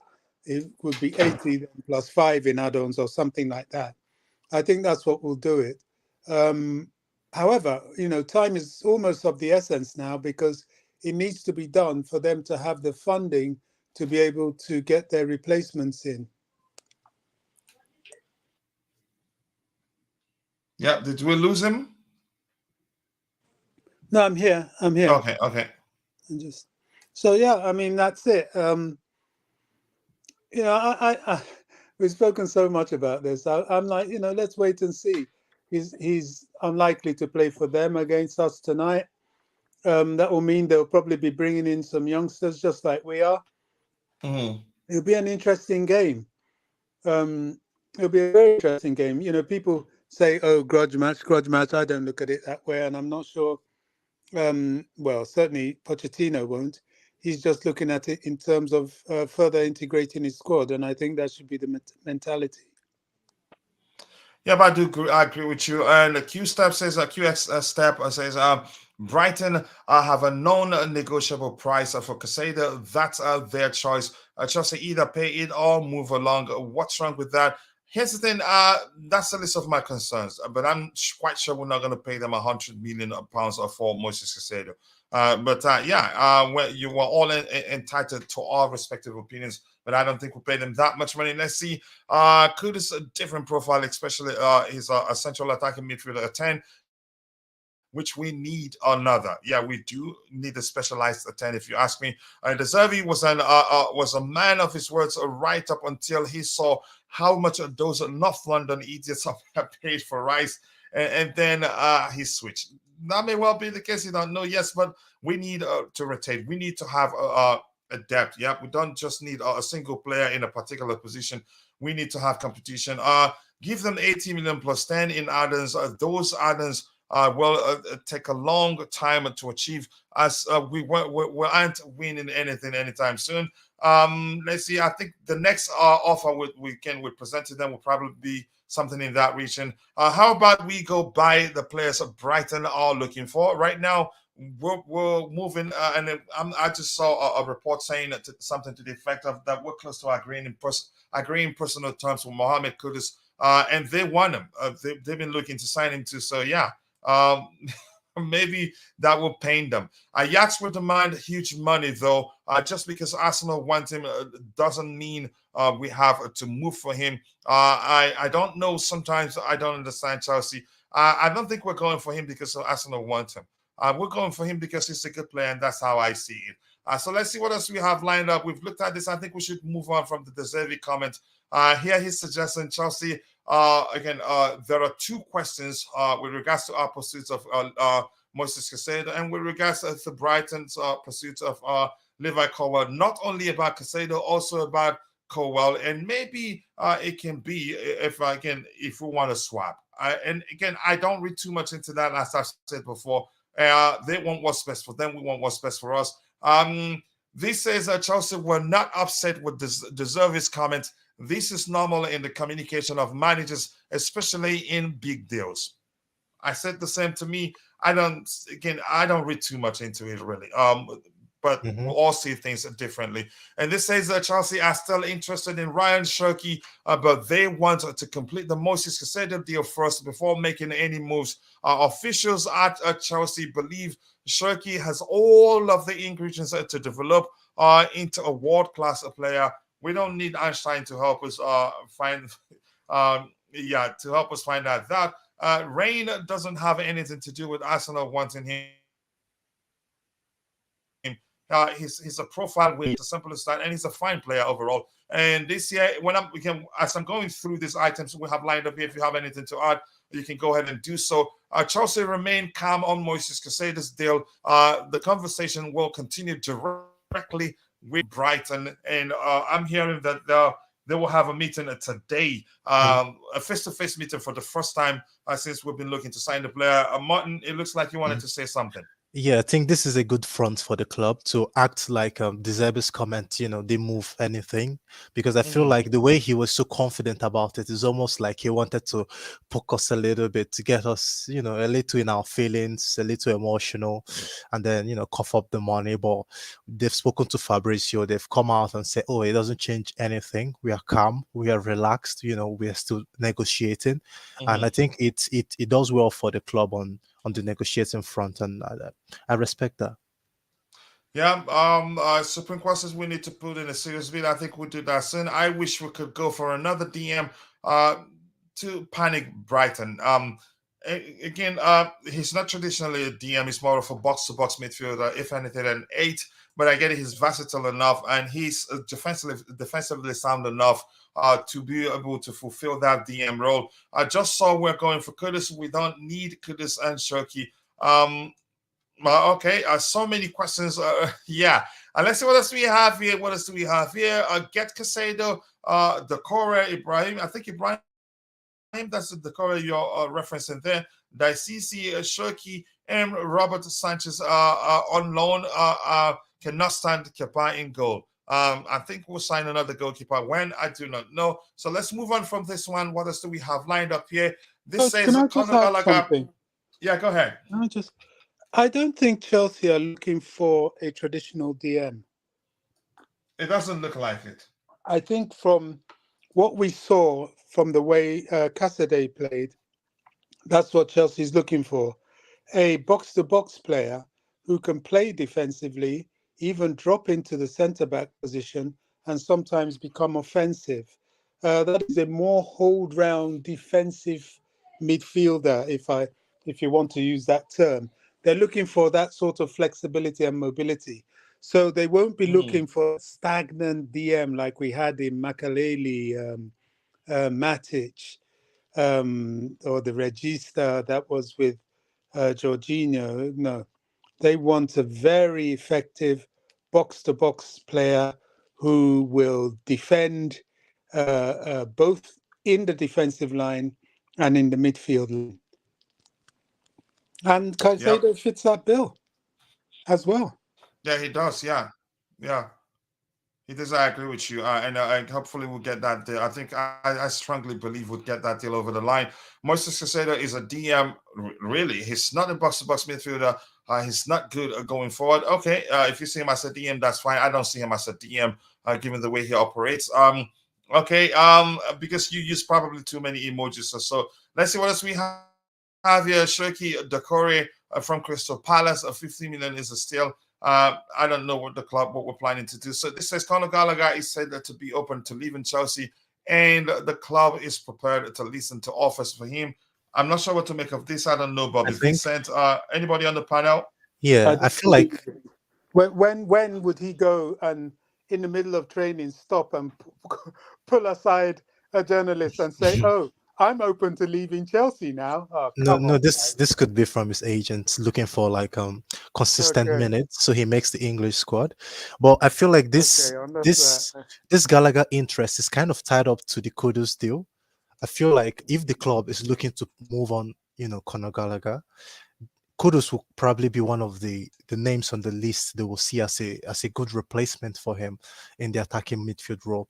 And for people that are not familiar with this guy, he's just like a younger version of Nkunku. He's like a younger version of Nkunku. So Ayas have been playing him on the right wing, but he can play centrally. He's got the highest XG in Europe for attacking midfielders. So getting into the box, finding goals, finding the opportunities, the smart decisions, all of that good stuff. He's quite good at that. So if we're considering, accepting a West Ham offer or from any other club, then I think it kind of makes sense to go for Kudus and Cherki to fill in both positions at the same time. So yeah, there might be some truth to it. That's all I'm saying. Yeah, there might be. So let's see what happens there, Coach. Are Chelsea not working on any other deals?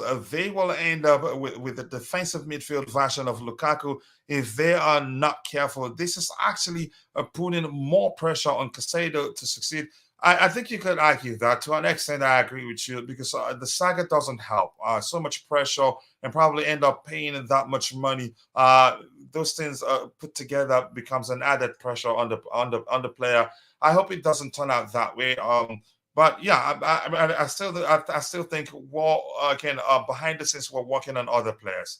I strongly believe that there's no way we'd be focused just on Caicedo. Maybe at the same time we're just using it as a distraction too, so people's focus will be on Caicedo, and before you know it, we're done signing other players. But that's just my opinion. Let's see what else we have here. I wish we had gotten Urate. He's the perfect DM, a very good going forward, a fast, aggressive, excellent dribbling, good tackles and all that. I think Urate wasn't an alternative to Moises Caicedo. We're going to sign both. That has always that was the plan, but yeah, we missed out on Urate, so things have changed now. Kudus and Cherki don't make sense. They're both similar. I want a Cherki. Okay. No, we already lost. We already lost wannabe Beckham Mount. Now we're gonna lose Beckham's head. Gallagher, no, we have to keep him. Let's see if we're only buying Caicedo in the DM. We cannot afford to loan Caicedo out. I think Caicedo may well stay. Caicedo or Santos or both. I mean, I'm not too sure, but that's just me. Let's see. Do we have anything else here? This one here talks about. Yeah, I think we've seen that one. Any other thing? Nothing else. Yeah, I think we're all caught up. Anybody's on the panel? Anything else you want to say, Martin, with regards to everything we've talked about today? Everything. I think everyone should just calm down. The clubs will speak, I think maybe later today or tomorrow. And I think they'll have a good understanding of what it needs to close down this deal, which means if we need to pay up, I think the club is willing to pay the 80 million, but I feel like the feeling is that they would also reject that, and then it will mean the final offer will need to be bigger than that. So I think Yep. we don't have to discuss, and then if Brighton is saying, oh, they're comfortable with this, with that, and then we make it like an 80 with maybe 5 add-ons to regarding a trophy or something that would be unachievable, and then we get it done. So people should just relax and calm down on this, but we really need to have a resolution on Caicedo this weekend. Like we need. Yeah, I to. agree with you. We need to get it done as soon as possible. You know what I was But just Fadinho, thinking? before I go to Bobby, I'll let Bobby be the last speaker. But Fadinho, anything you want to say with regards to everything we've talked about today, if you're still there? Yeah, I'm here.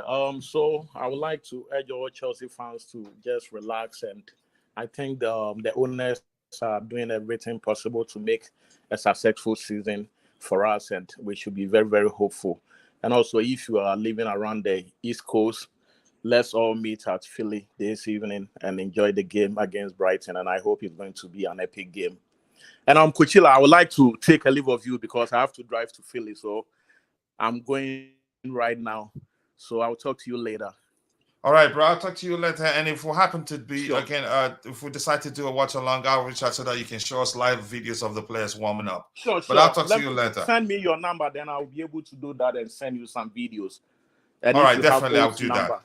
No problem. I appreciate you doing saying that again, bro. I'll reach out as soon as possible. If we're only buying Caicedo in the DM, I think I've tackled that. I've addressed that one too. I'm gonna go to Bobby in a beat or two.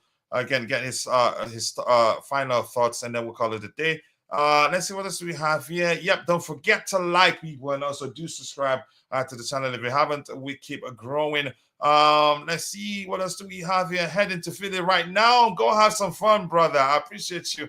Mario Minto, it's been a minute. I hope you're doing well. And the beautiful game, coach. In light of all these, how much is the panel willing to sell Colwill to Brighton for? If they really want him now, I'd say 70 at least. He's a fine player. Liverpool wants him too, so we get the sizable fee if we decide to sell him. But I don't think we want to sell him. So Bobby, you go ahead. You have the floor. your final thoughts on everything we've discussed today. Yeah, I say to Brighton, 150 million if you're interested, and then we'll just start thinking about it. Colwill is Yep. not for sale. I don't know what part of not for sale some fans, because it's not related to the club, but some fans don't understand. If Chelsea, who is not a selling club, tell you that a player is not for sale, they're not for sale. Period. It's not going to change. Somebody said something. I think it may have even been you, Coach. That I thought that's quite interesting. All this Caicedo talk may be a little bit of a smokescreen, because, look, if Santos, particularly in this game, starts to show some qualities, I think that would threaten a lot of the negotiation with Caicedo. Chelsea may feel very reluctant to go beyond 80 for sure, if up to 80, if they feel, well, we've got players that can fulfill the role. So a lot of eyes, they don't want pressure on Casadei and Santos, but they're certainly working on them to get them in shape to be able to step up. So I question how much of the proverbial ball that Brighton have. They've gestured quite a bit about this deal. They've shown themselves. They've pushed forward. I mean, if I were their director, I would have a few quiet words with De Zerbi, or they probably won't, because they're still scared of him because of how well he's done for them. So they're going to let it go. But all that yapping about other players and that, it's not a good look. It's not a Premier League look. We don't really do that, especially at managerial level. And if it was a bigger club, the media will come down hard on him. As it is, he's put himself under pressure, because all this loud mouthing will come back to haunt him should he start having a few little blips here and there. You know how vicious the media can be. They will dig things up you said in 19 wherever, and throw it at you to add to the pressure. So it wasn't a wise thing to do. I think Chelsea are relaxed. I really do. I think we should be relaxed. I think we will. I don't see us going beyond 80, to be honest. And I don't think it's worth going beyond 80, especially if we've got alternatives within our ranks already. Yep, I agree with you. Thank you so much, Bobby. I appreciate you finding the time to be with us on the panel today. Martin, I appreciate you so much, brother. Jesse was here with us. Thank you, Jesse. Ty was here. Thank you, Ty. And Bumper the Hill. Thank you to all of you. And Constantine Dante says that it has, again, if that's the case, if Brighton want him so much, a straight swap of a Caicedo, yeah, something close to that could happen. Put down 80 already. The 17 million bid was never going to work. Yeah, maybe when we bring 80, they will not accept 80. If Captain Colwill is smart, he will resign now for 100k. He plays more just in case he doesn't live up to the hype. Yep, I agree with you. Keep dropping the likes on the stream, and then we're calling it a day. Thank you, Namaya Fowler. I appreciate you joining today. Constantine Dante, always nice to see you. Supreme Quartz, all of you on the beautiful game, always nice to see you. And Charles here just joined us. Chasmanga Duka, we need Caicedo, please. But I appreciate you joining, Charles. Likeness is greatness, a beautiful game once more. Mario Minto, and all of you in the chat, Markham Neum. If I miss your name, apologies. I'm only human. See you guys next time. God bless us all, and bye.